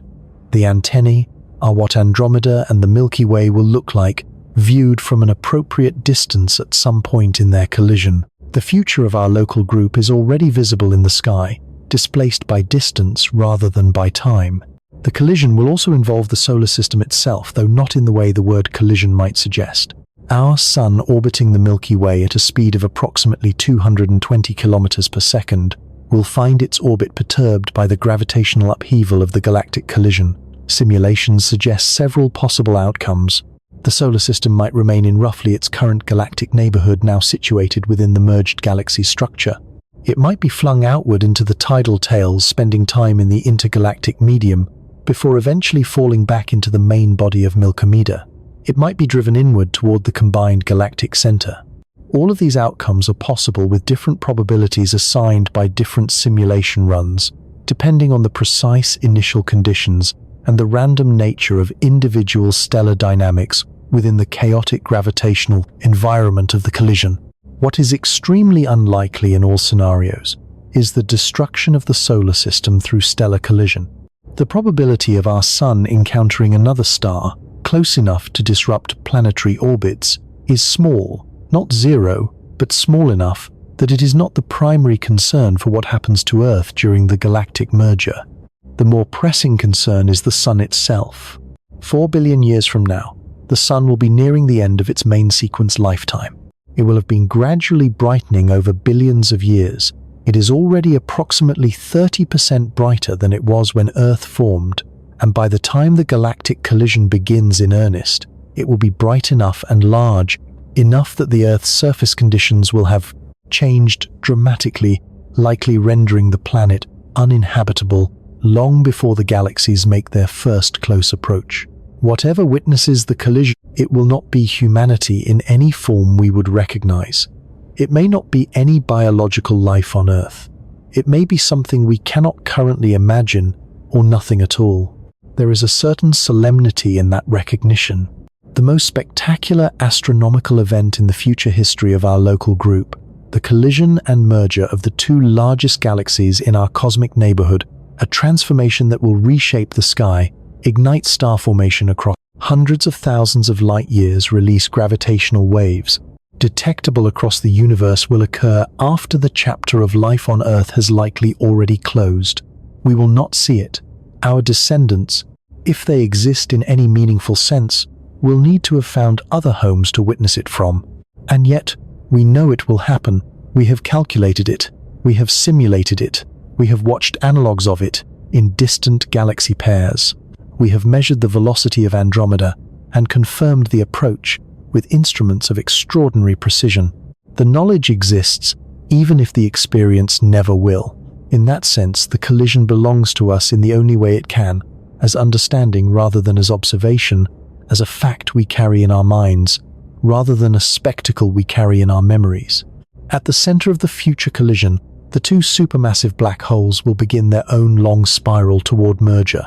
Initially separated by the distance between the two galactic centers hundreds of thousands of light years, they will be drawn together as the galaxies merge their orbits, decaying through gravitational interactions with the surrounding stars. As they approach each other, their orbital period will shorten, their velocity will increase, and they will begin radiating energy in the form of gravitational waves, ripples in the curvature of space-time itself, propagating outward at the speed of light, carrying information about the mass and motion of the objects producing for them. Gravitational waves were predicted by Albert Einstein in 1916 as a consequence of general relativity, and first directly detected in 2015 by the LIGO Observatory, a detection that earned the Nobel Prize in Physics and opened an entirely new observational window on the universe. The waves detected by LIGO were produced by the merger of stellar mass black holes, objects of tens of solar masses, generating a signal that at its peak released more power than all the stars in the observable universe combined for a fraction of a second. The merger of two supermassive black holes, each with the mass of tens or hundreds of millions of suns, would generate gravitational waves of incomparably greater magnitude at wavelengths so long that only a detector the size of a solar system could detect them, precisely the kind of detector that the Laser Interferometer Space Antenna, known as LISA, is designed to be. The merger of the black holes in Andromeda will not occur quickly after the galactic merger. The process of bringing two supermassive black holes from thousands of light years apart to within a few light hours of each other, the scale at which gravitational wave emission becomes dominant, is one of the unsolved problems of theoretical astrophysics, sometimes called the final parsec problem. The mechanism by which the black holes lose enough energy to complete their inspiral is not fully understood, but the general expectation is that they will eventually merge on a timescale of hundreds of millions to billions of years after the galaxies themselves have coalesced. When they do, the resulting burst of gravitational waves will be among the most powerful events in the history of the universe, detectable in principle across cosmological distances, a signal that will propagate through space-time long after the merged galaxy has settled into its final configuration. The final product of the black hole merger will be a single object with a mass approaching 104 million solar masses, the combined mass of both progenitors minus a small fraction radiated away as gravitational waves. This black hole will anchor the center of Andromeda, an elliptical galaxy of extraordinary size, its stellar population numbering well over 1 trillion, its dark matter halo extending for millions of light years. Around it, the stars of both the Milky Way and Andromeda will orbit in the slow, shuffled paths characteristic of elliptical galaxies, no longer organized into the graceful spiral arms that currently define both systems, but dispersed into a roughly Spherical distribution, the order of spiral structure replaced by the quieter, more uniform geometry of the elliptical. From outside the local group, Andromeda would appear as a large elliptical galaxy, the dominant member of what remains of the local group, which will by then have evolved significantly as smaller members are consumed or dispersed. It will be recognizable as a galaxy. It will not be recognizable as the pair of spiral galaxies from which it formed. The Milky Way, our home, will have ceased to exist as a distinct entity. Andromeda, our neighbor, will have ceased to exist as a distinct entity. In their place will be something new, something that carries within it the stars of both, the history of both, the dark matter of both, and the single merged black hole that now anchors both. In a universe where even galaxies are temporary, the lesson is not despair, it is perspective. The collision of Andromeda and the Milky Way is not a destruction, it is a transformation. The stars will continue to shine. The atoms will continue to exist. The physics will continue to operate. What will be lost is a particular arrangement, a specific configuration of stars in spiral arms, a specific geometry of two distinct galaxies separated by 2.5 million light-years of space, a specific night sky visible from a specific planet in a specific moment of cosmic history. That moment is now. We are in it. Tonight, when you look up and find that faint oval in the dark, you are seeing Andromeda as it will never appear again. Separate, distant, a distinct galaxy approaching, but not yet arrived, its spiral arms intact, its identity preserved. In 4 billion years that will be gone. In the vastness of cosmic time, 4 billion years is not long. It is long enough to be comfortable, long enough that the urgency is entirely absent, but it is finite. The view is temporary. All views are temporary. All configurations are temporary. The universe is a process, not a state, a continuous unfolding of forms, arising and dissolving matter, organizing and reorganizing galaxies, forming and merging stars living and dying. Andromeda's approach is one chapter in that process. The collision will be another, Andromeda will be another, and long after Andromeda, when the last stars have exhausted their fuel and faded, another chapter still. We exist in an early chapter, early enough that the sky is still full of stars, still full of galaxies, still full of the light of ongoing nuclear reactions in stellar cores distributed across billions of light years. Early enough that Andromeda is still Andromeda, and the Milky Way is still the Milky Way, and the space between them is still measurable, and the light crossing that space is still arriving, still falling on this planet, still entering the eyes of any being who thinks to step outside and look up on a clear dark night.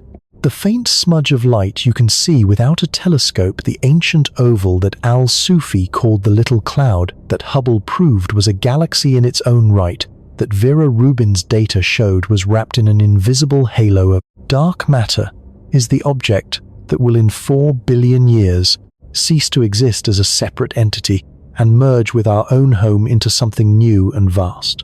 It is in that sense already part of us, already bound to us, already committed to a future that neither galaxy can avoid. And the light it sends across the gap, the light arriving tonight, the light that began its journey before our species existed, is a message from the thing that will become our future, a message from what we will one day merge with, a letter from our cosmic destiny written 2.5 million years ago, arriving now readable by any eye willing to find it in the dark. We have measured the distance, we have mapped the structure, we have inferred the invisible mass, we have calculated the collision, and we have done all of this not by traveling to Andromeda, not by sending probes across the void, not by any means other than the careful, patient analysis of the light that arrives here continuously, freely, without condition. The question of how we came to know all of this, how human beings living on a small planet around an average star developed the instruments and the mathematics and the conceptual frameworks to weigh a galaxy and predict its future, is itself a story worth telling. In the year 964, a Persian astronomer sitting in the city of Ray, a city that no longer exists on the outskirts of what is now Tehran, completed a catalogue of the night sky that would influence astronomy for 600 years. His name was al-Rahman al-Sufi. He was court astronomer to the ruler of the Boyid dynasty. a position that combined the responsibilities of a scientist with the expectations of an advisor, and he had spent years revising and correcting the star catalogue of the ancient Greek astronomer Ptolemy, checking each entry against his own observations, correcting positions, adding details, noting discrepancies. His book, known in Arabic as Kitab Suwar al-Kawakib, the Book of Fixed Stars, was meticulous, systematic, and in many places quietly revolutionary. In one entry describing the stars of the constellation Andromeda, al-Sufi noted something that did not fit the category of a star. He described it as a little cloud, a nubecula, a faint, diffuse patch of light associated with the star Nu Andromedae, visible to the naked eye, under dark skies. Unlike any point of light in his catalogue, he offered no explanation for what it was. He simply recorded it, its position, its appearance, its distinction from the surrounding stars, with the careful neutrality of a man who knew the limits of what his instruments could tell him. He was the first person in recorded history to describe what we now call the Andromeda galaxy. He did not know it was a galaxy. The concept did not exist. He did not know it was outside the Milky Way. The Milky Way itself was not yet understood as a structure, let alone understood as one of countless such structures distributed through an unimaginably vast universe. He simply saw something unusual in the sky and wrote it down. That act of recording, that simple commitment to documentation in the face of mystery, preserved the knowledge of Andromeda through 6 centuries of astronomical development, passing it from Arabic scholarship into European astronomy through the translation movements of the medieval period, ensuring that when instruments finally arrived that could probe its nature, the object was already known, already named, already waiting in the catalogue. This is how science actually works. Not in the sudden flashes of individual genius that popular narrative prefers, but in the long, patient accumulation of observations, each one adding a fragment to a picture whose full form no single observer can see. Al-Sufi could not know what he was recording. He recorded it anyway. The recording mattered. For the next 700 years after al-Sufi, the little cloud remained a mystery. European astronomers, following in the tradition of Ptolemy, and then in the new traditions opened by Copernicus and Galileo, observed it, noted it, catalogued it under various names, and debated its nature without resolution. When the telescope arrived in the early 17th century, it brought the little cloud into sharper, apparent view without bringing its true nature into clarity. In 1612, the German astronomer Simon Marius became the first person to observe Andromeda through a telescope, describing the light he saw as similar to the flame of a candle seen through horn-diffused, soft-edged, extended. He could see that it was not a star. He could not determine what it was. The catalogue entry that gave Andromeda its most enduring designation came from the French astronomer Charles Messier in 1764. Messier was a comet hunter. Comet discovery was among the most prestigious achievements available to an 18th century astronomer, and Messier pursued it with methodical intensity. The problem he encountered repeatedly was that the sky contained numerous faint, fuzzy objects that through his telescope resembled comets, but were not. To prevent himself from wasting time investigating these false positives, he compiled a list of them, a catalogue of things that were not comets, so that he and other comet hunters could immediately distinguish a known nebula from a potential new discovery. Andromeda entered this catalogue as Messier 31 or M31, a designation it still carries today, though its significance has changed entirely from what Messier intended when he assigned it. To Messier, M31 was an obstacle, a known nuisance, a fuzzy thing that was not a comet and therefore not interesting. He had no idea he was cataloguing one of the most important objects in the history of astronomy, a galaxy that would eventually prove to be the key to understanding the true scale of the universe. His catalogue, compiled as a reference for things not worth further investigation, became one of the most studied lists of objects in astronomical history. The irony is complete.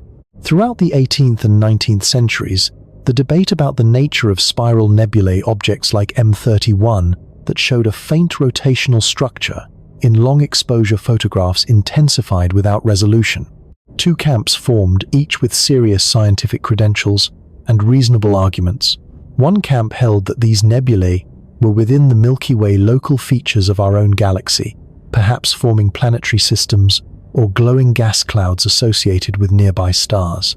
The other camp held that they were island universes, independent galaxies of stars, comparable to the Milky Way in scale, separated from it by distances so vast that their individual stars were unresolvable at available telescope. Aperture. The stakes of this debate were enormous. If the island universe hypothesis was correct, the Milky Way was not the entire cosmos. It was one galaxy among many, and the universe was incomparably larger than previously believed. If the nebulae were local, the Milky Way remained the dominant structure, and the universe, while large, was at least comprehensible within existing frameworks. The question was not merely technical, it was cosmological. It determined the scope of reality.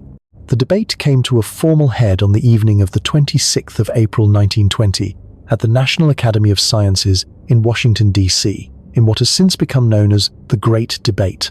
Two of the most respected American astronomers of the era faced each other to argue the opposing positions.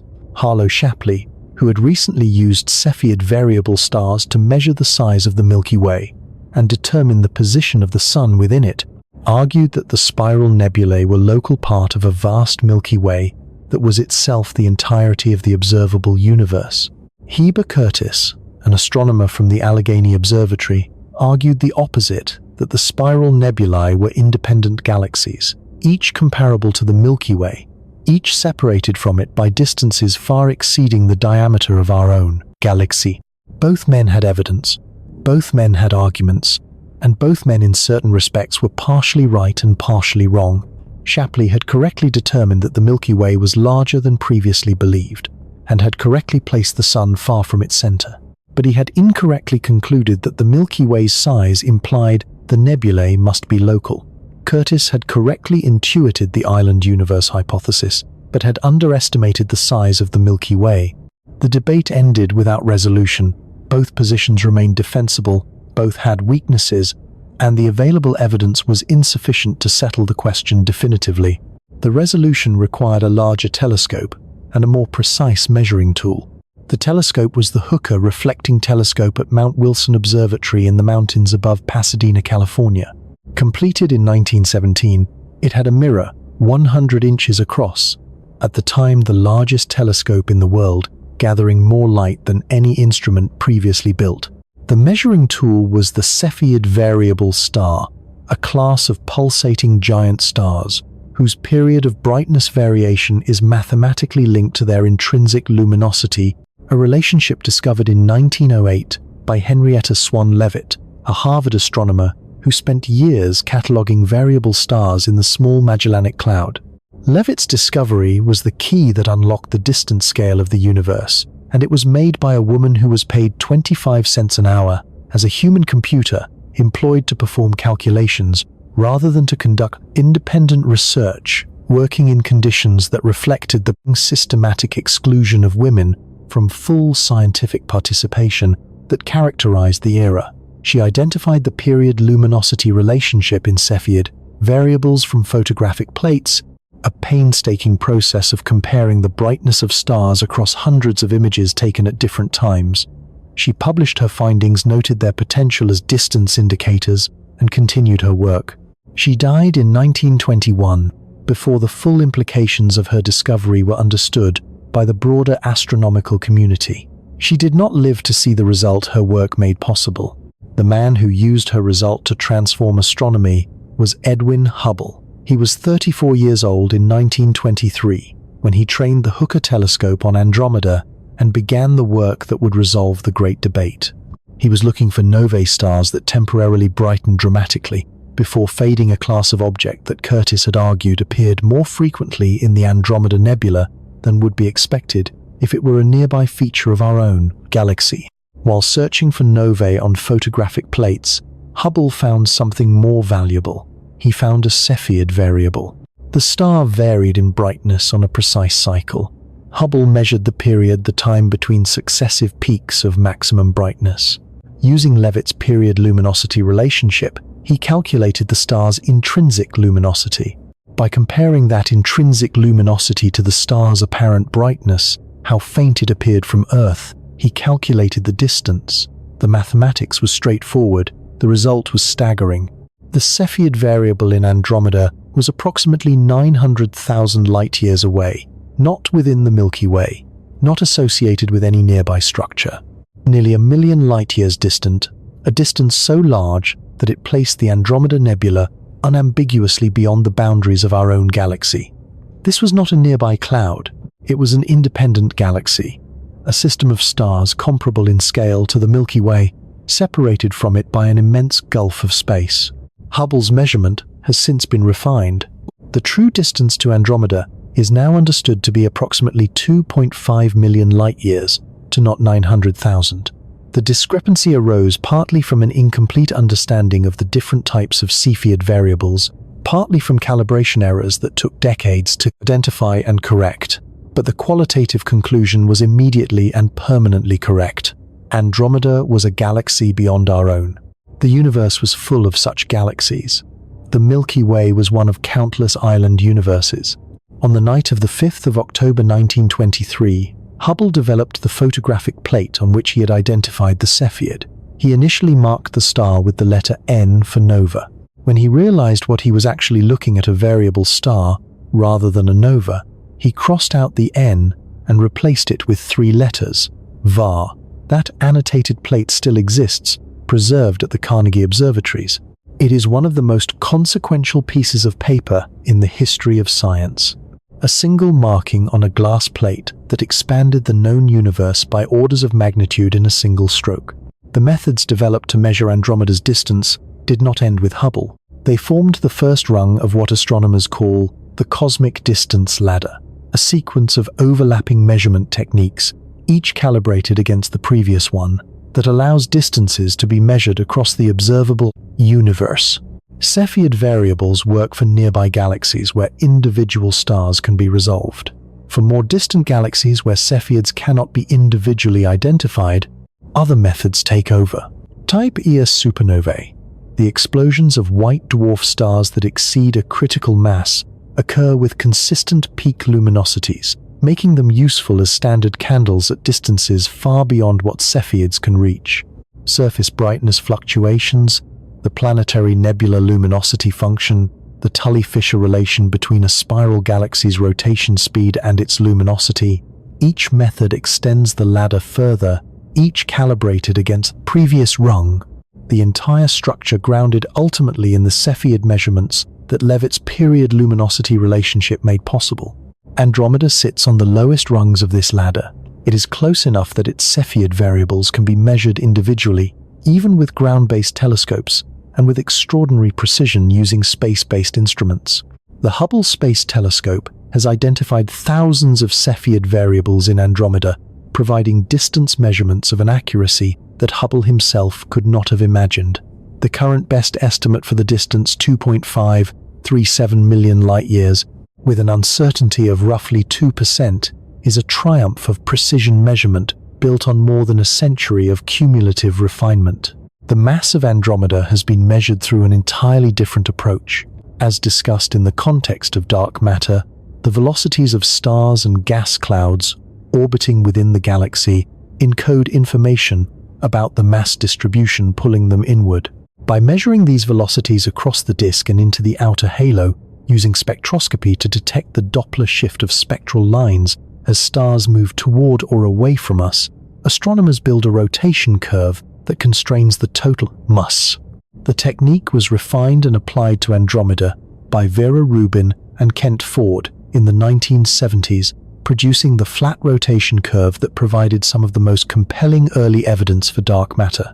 More recent measurements have combined this kinematic approach with gravitational lensing, the deflection of light from background sources by Andromeda's gravitational field. When a distant galaxy or quasar lies behind Andromeda, along our line of sight, Andromeda's gravity bends the path of that background light, distorting its apparent position or shape. The degree of distortion is mathematically related to the mass of the deflecting object.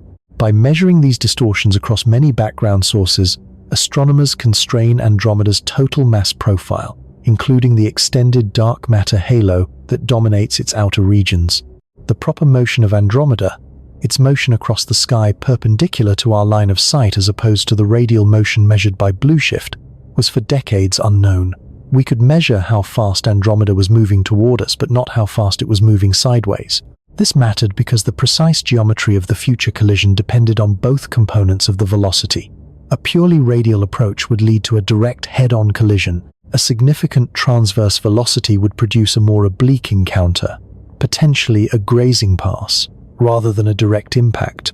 In 2012, a team led by the astronomer Roland van der Merel used the Hubble Space Telescope to measure Andromeda's proper motion for the first time by tracking the positions of stars within the galaxy across a baseline of several years with extraordinary precision.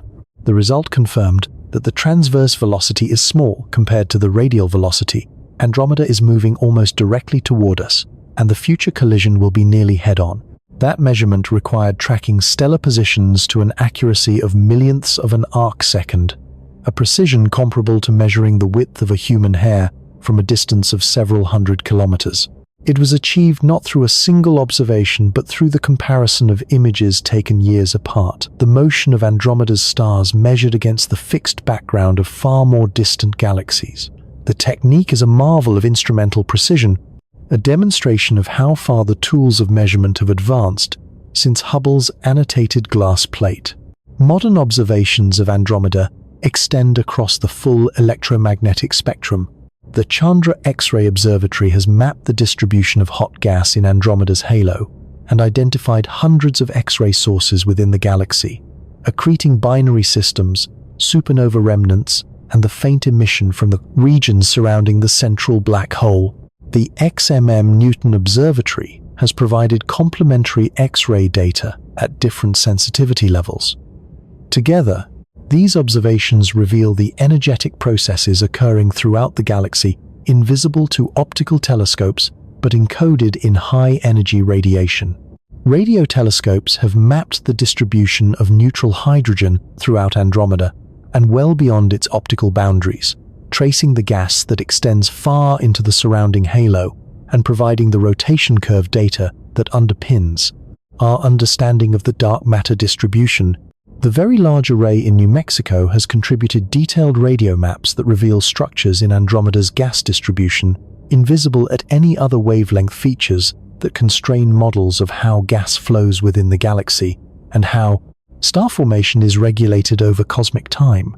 The Herschel Space Observatory, operating at far infrared and submillimeter wavelengths, mapped the thermal emission from coal dust throughout Andromeda, revealing the ring structures that imply a past collision with a companion galaxy and providing the most detailed view yet of the regions where star formation is actively occurring.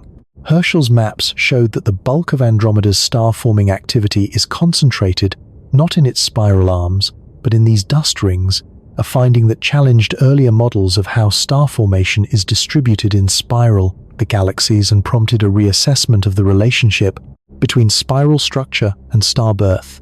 The Panchromatic Hubble Andromeda Treasury, or FAT, a survey conducted over 4 years using the Hubble Space Telescope's Advanced Camera for Surveys and Wide Field Camera 3, produced the most detailed optical map of a galaxy ever assembled. The survey imaged approximately 1/3 of Andromeda's disk in 6 different wavelength bands, resolving more than 100 million individual stars and enabling studies of stellar populations, star formation, history, dust structure, and stellar clusters with a precision impossible from ground-based facilities. The resulting image mosaic, 1.5 billion pixels across, remains one of the largest astronomical photographs ever, produced a document of extraordinary scientific value and of extraordinary visual power. Each of these instruments, each of these observations, each of these measurements adds a layer to our understanding of Andromeda. The galaxy we know in 2026 is incomparably better characterized than the galaxy Hubble studied in 1923, incomparably better characterized than the little cloud al-Sufi recorded in 964. And yet the process is not complete. It will not be complete. There is no endpoint at which a galaxy is fully understood, because galaxies are not static objects and our questions are not finite. The James Webb Space Telescope, launched in 2021 and now operating at its observing position 1 million miles from Earth, is extending the study of Andromeda into domains previously inaccessible. Its infrared sensitivity allows it to peer through dust that blocked earlier telescopes, resolving stellar populations in regions that appeared opaque at shorter wavelengths. Its spectroscopic capabilities allow the chemical composition and age of individual stars to be determined with precision that transforms our understanding of Andromeda's star formation history. The data it returns will revise current models in ways that cannot be fully predicted. This is the nature of new instruments, that they answer old questions and generate new ones, that they reveal what was previously invisible, and in doing so, expose new categories of the unknown. There will be instruments after Webb. There will be questions after those instruments answer theirs. The study of Andromeda is not converging toward a final answer. It is expanding the way all genuine inquiry expands, each resolution revealing a deeper level of complexity, each measurement enabling a more precise question, each generation of astronomers inheriting a richer picture and finding within it more to investigate than the previous generation had imagined existed. This is what al-Sufi could not have known when he wrote down the words "little cloud" in the year 964. He could not have known that the faint patch he was recording was 2.5 million light-years away, or that it contained nearly 1 trillion stars, or that it was moving toward his descendant civilization at 110 kilometers per second. He could not have known that a woman named Henrietta Swan Leavitt would discover the key to measuring its distance by painstakingly cataloging variable stars on photographic plates for 25 cents an hour. He could not have known that a man named Edwin Hubble would use that key to expand the known universe overnight, or that a woman named Vera Rubin would use the motions of its stars to prove the existence of invisible matter that outweighs everything that shines. He simply wrote it down. And that was enough. That single act of recording, that commitment to observation in the face of mystery, that refusal to ignore what could not yet be explained, that was the beginning of everything that followed. One careful observer, in a city that no longer exists, writing by candlelight about a cloud that was not a cloud, planting a seed that would not flower for 1,000 years. Science is built this way, not by geniuses who solve everything at once, but by patient observers who record what they see and trust that someone somewhere, sometime, will have the tools to understand it. The instruments change, the questions deepen, but the fundamental act, looking carefully, recording honestly, asking what it means, remains constant across the centuries. Al-Sufi looked, Leavitt measured, Rubin proved, Hubble connected them all, and now we know what the little cloud actually is. We began with a galaxy coming for us. We began with a number 110 kilometers per second, and a fact that most people, when they first hear it, receive with something between surprise and disbelief.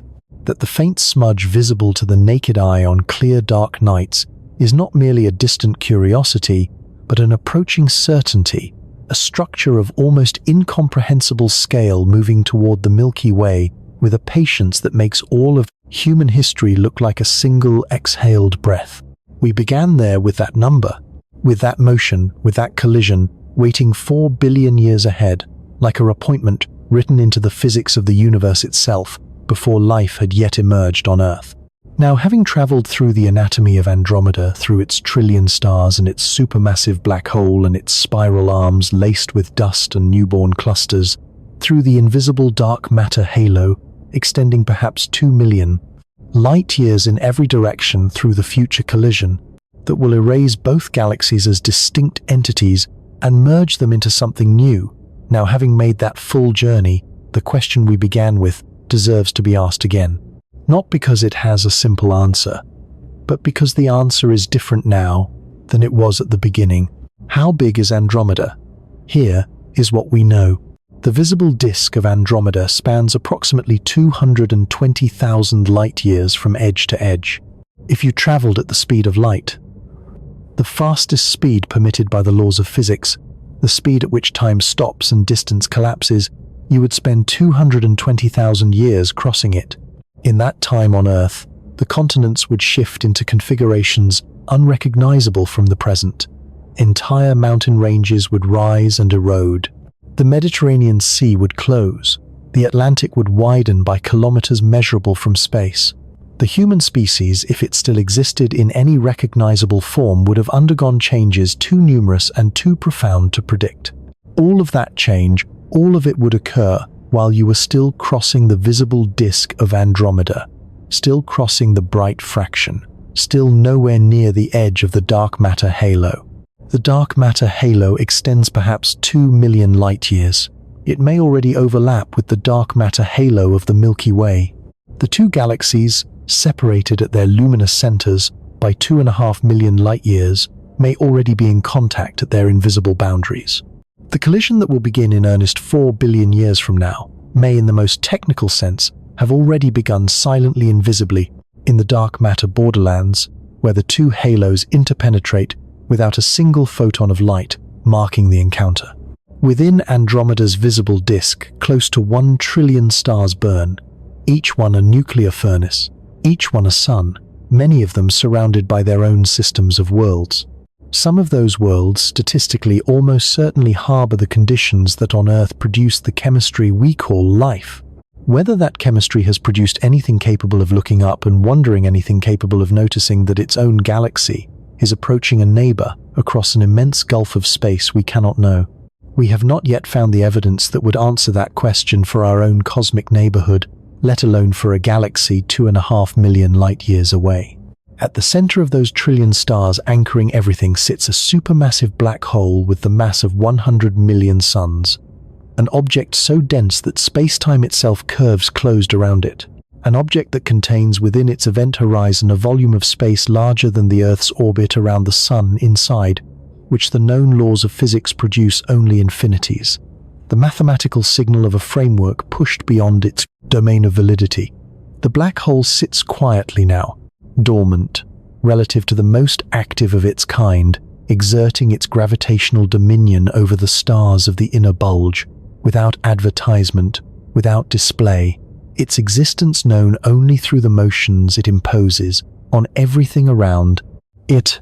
All of this, the disk, the halo, the stars, the black hole, the spiral arms, with their dark dust lanes and their blue clusters of newborn suns, the tidal streams of stars torn from consumed companion galaxies, the rings of star formation left by to a collision 200 million years ago. All of it is moving toward you, has been moving toward you for billions of years, will continue moving toward you for billions more, the distance decreasing by 9.5 million kilometers every day, by 278 million kilometers every week, by a number that sounds large on human scales and is negligible on galactic ones. Patient, inexorable, scheduled, and the light from all of this, from the trillion stars, from the glowing gas of the stellar nurseries, from the warm dust in the infrared rings, from the faint emission of the central black hole that light left its sources 2.5 million years ago. It has been crossing the void since before your species existed, since before any member of the genus Homo had yet walked this planet, since the Pleistocene was just beginning and the ice sheets were advancing, and the ancestors of modern humans were still several evolutionary steps removed from the beings who would eventually learn to look up and ask what that faint smudge of light actually was. Those photons crossed 2.5 million light-years. They passed through the intergalactic medium, the thin, almost impossibly empty space between galaxies containing on average less than 1 atom per cubic meter, a vacuum so complete that any vacuum chamber ever produced on Earth is dense by comparison. They passed unimpeded through this near nothingness for 2.5 million years. They entered the outer reaches of the Milky Way's dark matter halo. They passed through the stellar disk of our galaxy, navigating the spaces between stars with the ease of something that travels at the speed of light and interacts with ordinary matter only rarely. They entered the solar system. They crossed the distance from the outer planets to the inner ones. They passed through the atmosphere of a small rocky world orbiting an average star in one of the Milky Way's spiral arms. And they arrived. They arrive every night, continuously, without pause. Right now, as you read or listen to these words, photons from Andromeda are falling on the surface of the Earth. They are striking rooftops and ocean surfaces and mountain peaks. They are passing through windows. Some of them on clear nights are entering human eyes, passing through the cornea and lens, focusing on the retina, triggering the electrochemical cascade that the brain interprets as the perception of faint light. The smudge you see when you find Andromeda in the night sky is not a static image transmitted to you through space. It is a continuous rain of particles, each one completing a journey of 2.5 million years in the moment it reaches you. Each one carrying information about the galaxy that emitted it, information about the temperature and composition of the star. It left information encoded in its wavelength, information that instruments can decode even if the eye cannot. When you look at Andromeda, you receive that information directly, without intermediary. The photons that enter your eyes are the same photons that left their stellar sources in the Pleistocene, unchanged by their journey, undiminished in the information they carry. You are not looking at a representation of Andromeda. You are not looking at a photograph or a simulation or a model. You are receiving the actual physical signal, the actual electromagnetic radiation that the galaxy has been sending across space for 2.5 million years. The connection is direct, physical, real in the most literal sense that anything can be real. This is not a small thing. Most people will never travel more than a few tens of thousands of kilometers from the place they were born. Most people will never leave the surface of the Earth. The farthest any human being has ever physically traveled is the Moon, roughly 384,000 kilometers away, a distance that Andromeda's light crosses in approximately 1 1/3 seconds. We are, in physical terms, extraordinarily local creatures. We exist within a thin shell of atmosphere on a small planet. We are constrained by biology, by technology, by the sheer difficulty of moving through space at any speed that would make interstellar distances tractable. And yet the light comes to us. The universe does not require us to travel to it. It sends its signal outward in all directions continuously, and some of that signal arrives here, and some of it enters human eyes, and the brain behind those eyes is capable of understanding what it has received. We are local creatures with a cosmic reach, not physical reach, not the reach of travel, but the reach of light received and understood, the reach of measurement, the reach of inference and calculation, and the accumulated knowledge of generations of careful observers.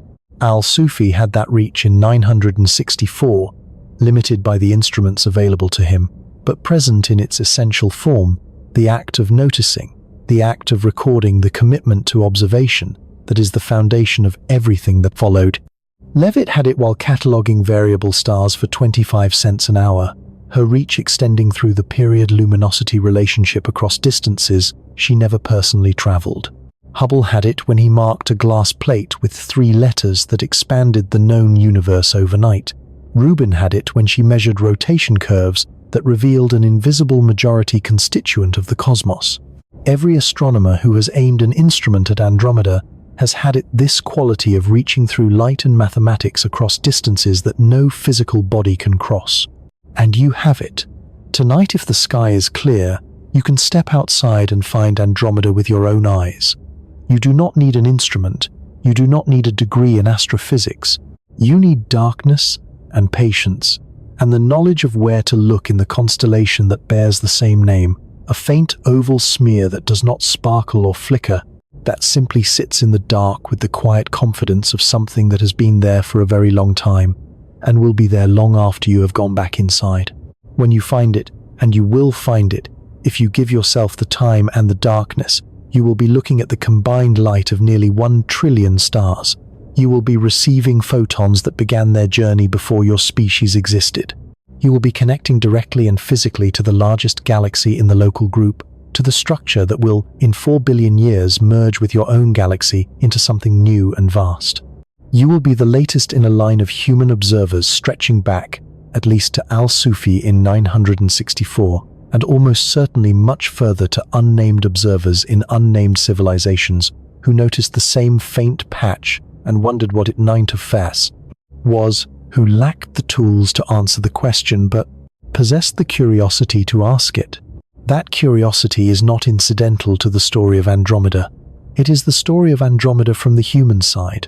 The galaxy would exist whether or not anyone ever noticed it. Its trillion stars would burn. Its spiral arms would continue their density wave pattern. Its dark matter halo would extend its invisible reach. Its central black hole would anchor the inner galaxy in gravitational silence. None of that requires an observer. But the meaning of it, the meaning that transforms a physical process into a story that converts a measured distance into a felt distance, that takes the number 2.5 million light-years and makes it something more than a number, that requires a mind capable of asking what it means. We are those minds. Small, brief, constrained to the surface of a small planet, unable to travel to the objects we study, unable to outlive the timescales on which the most dramatic events unfold, and yet capable of knowing the distance to Andromeda to within 2%, capable of mapping its dark matter halo through the motions of satellite galaxies, capable of predicting the galactic collision that will occur 4 billion years from now with enough precision to describe the geometry of the merger, capable of sitting with those numbers and feeling, if not fully grasping the weight of them. This capacity, this particular combination of curiosity and intelligence, and the accumulated tools of centuries of careful observation, is, as far as we know, rare in the universe, perhaps vanishingly rare. The Fermi paradox, the silence of the cosmos, in response to all our attempts at detection, suggests that whatever produces civilizations capable of this kind of knowing is not common. We have not found evidence of other minds reaching across space with radio waves or light signals or any other form of communication we know how to detect. We may be alone in this local group. We may be alone in this galaxy. We may be alone in a volume of space so large that the nearest other civilization, if one exists, is beyond any realistic possibility of contact. That aloneness, if it is real, is not cause for despair. It is cause for a different kind of attention. If we are the only minds in this region of the universe capable of looking at Andromeda and understanding what they are seeing, then the act of looking carries a weight that it would not carry in a cosmos full of observers. The light arrives here after 2.5 million years, and there are eyes to receive it and minds to understand it. That is not nothing. That is, in the most literal sense, extraordinary. The universe is not required to produce beings capable of understanding it.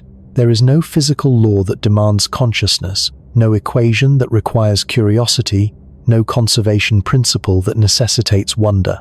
And yet here on this particular world around this particular star in this particular spiral arm of this particular galaxy, something happened that produced beings capable of measuring the distance to a neighboring galaxy, inferring the mass of its invisible dark matter halo, predicting the collision that will merge it with their home in 4 billion years, and feeling in some genuine and difficult to articulate way the significance of all of this.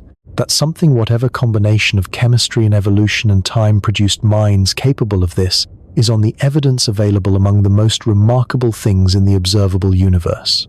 More remarkable than the trillion stars of Andromeda, which are simply physics proceeding as physics does.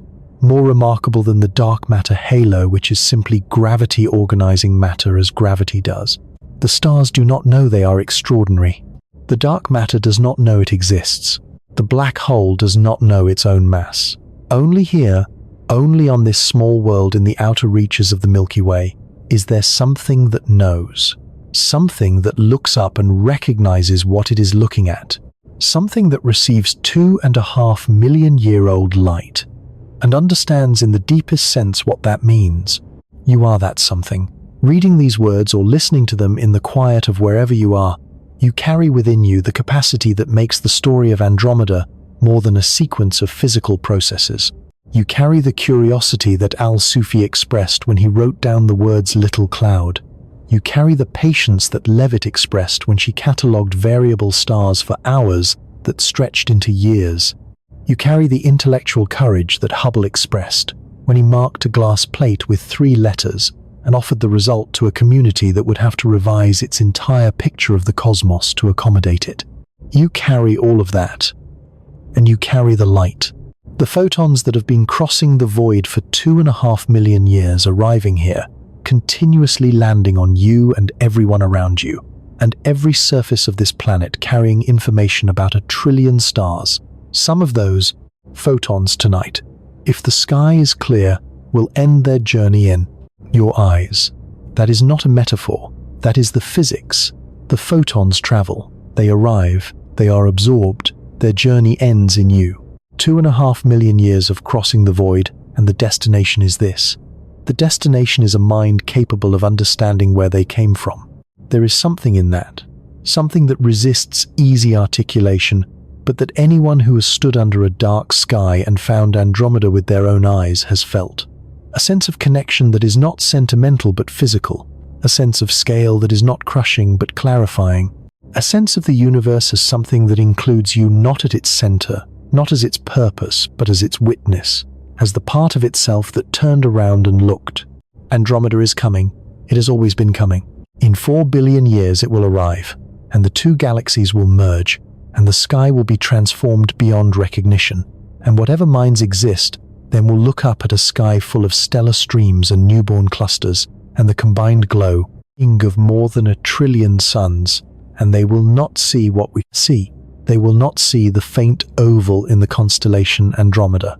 They will not have that particular experience, the experience of finding with patient eyes the nearest galaxy in the dark. That experience belongs to now, to this moment in cosmic history, to the Traum, to the brief window of time in which Andromeda is close enough to be seen with the naked eye, but far enough to appear as a distinct galaxy separate from our own, its identity still intact, its trillion stars still organized into the spiral, arms that Hubble traced, and that every telescope since has mapped in increasing detail. We are in that window. We live in the era when Andromeda is visible and distinct and approaching and not yet arrived.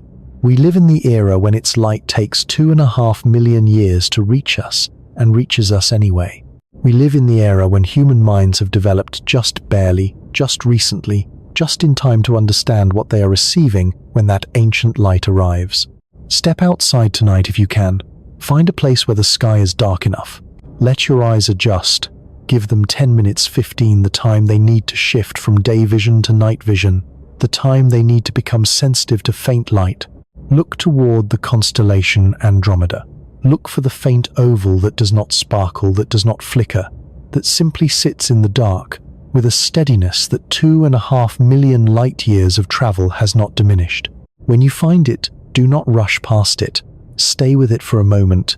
Let what you are looking at be real to you, not as an abstraction, not as a number, but as a physical fact entering your eyes. Nearly 1 trillion stars, 220,000 light years across. A dark matter halo, extending perhaps 2 million light years in every direction. A supermassive black hole at its center, with the mass of 100 million suns, moving toward you at 110 kilometers per second, destined to merge with your galaxy in 4 billion years. Already at its edges, in contact with the edges of your own.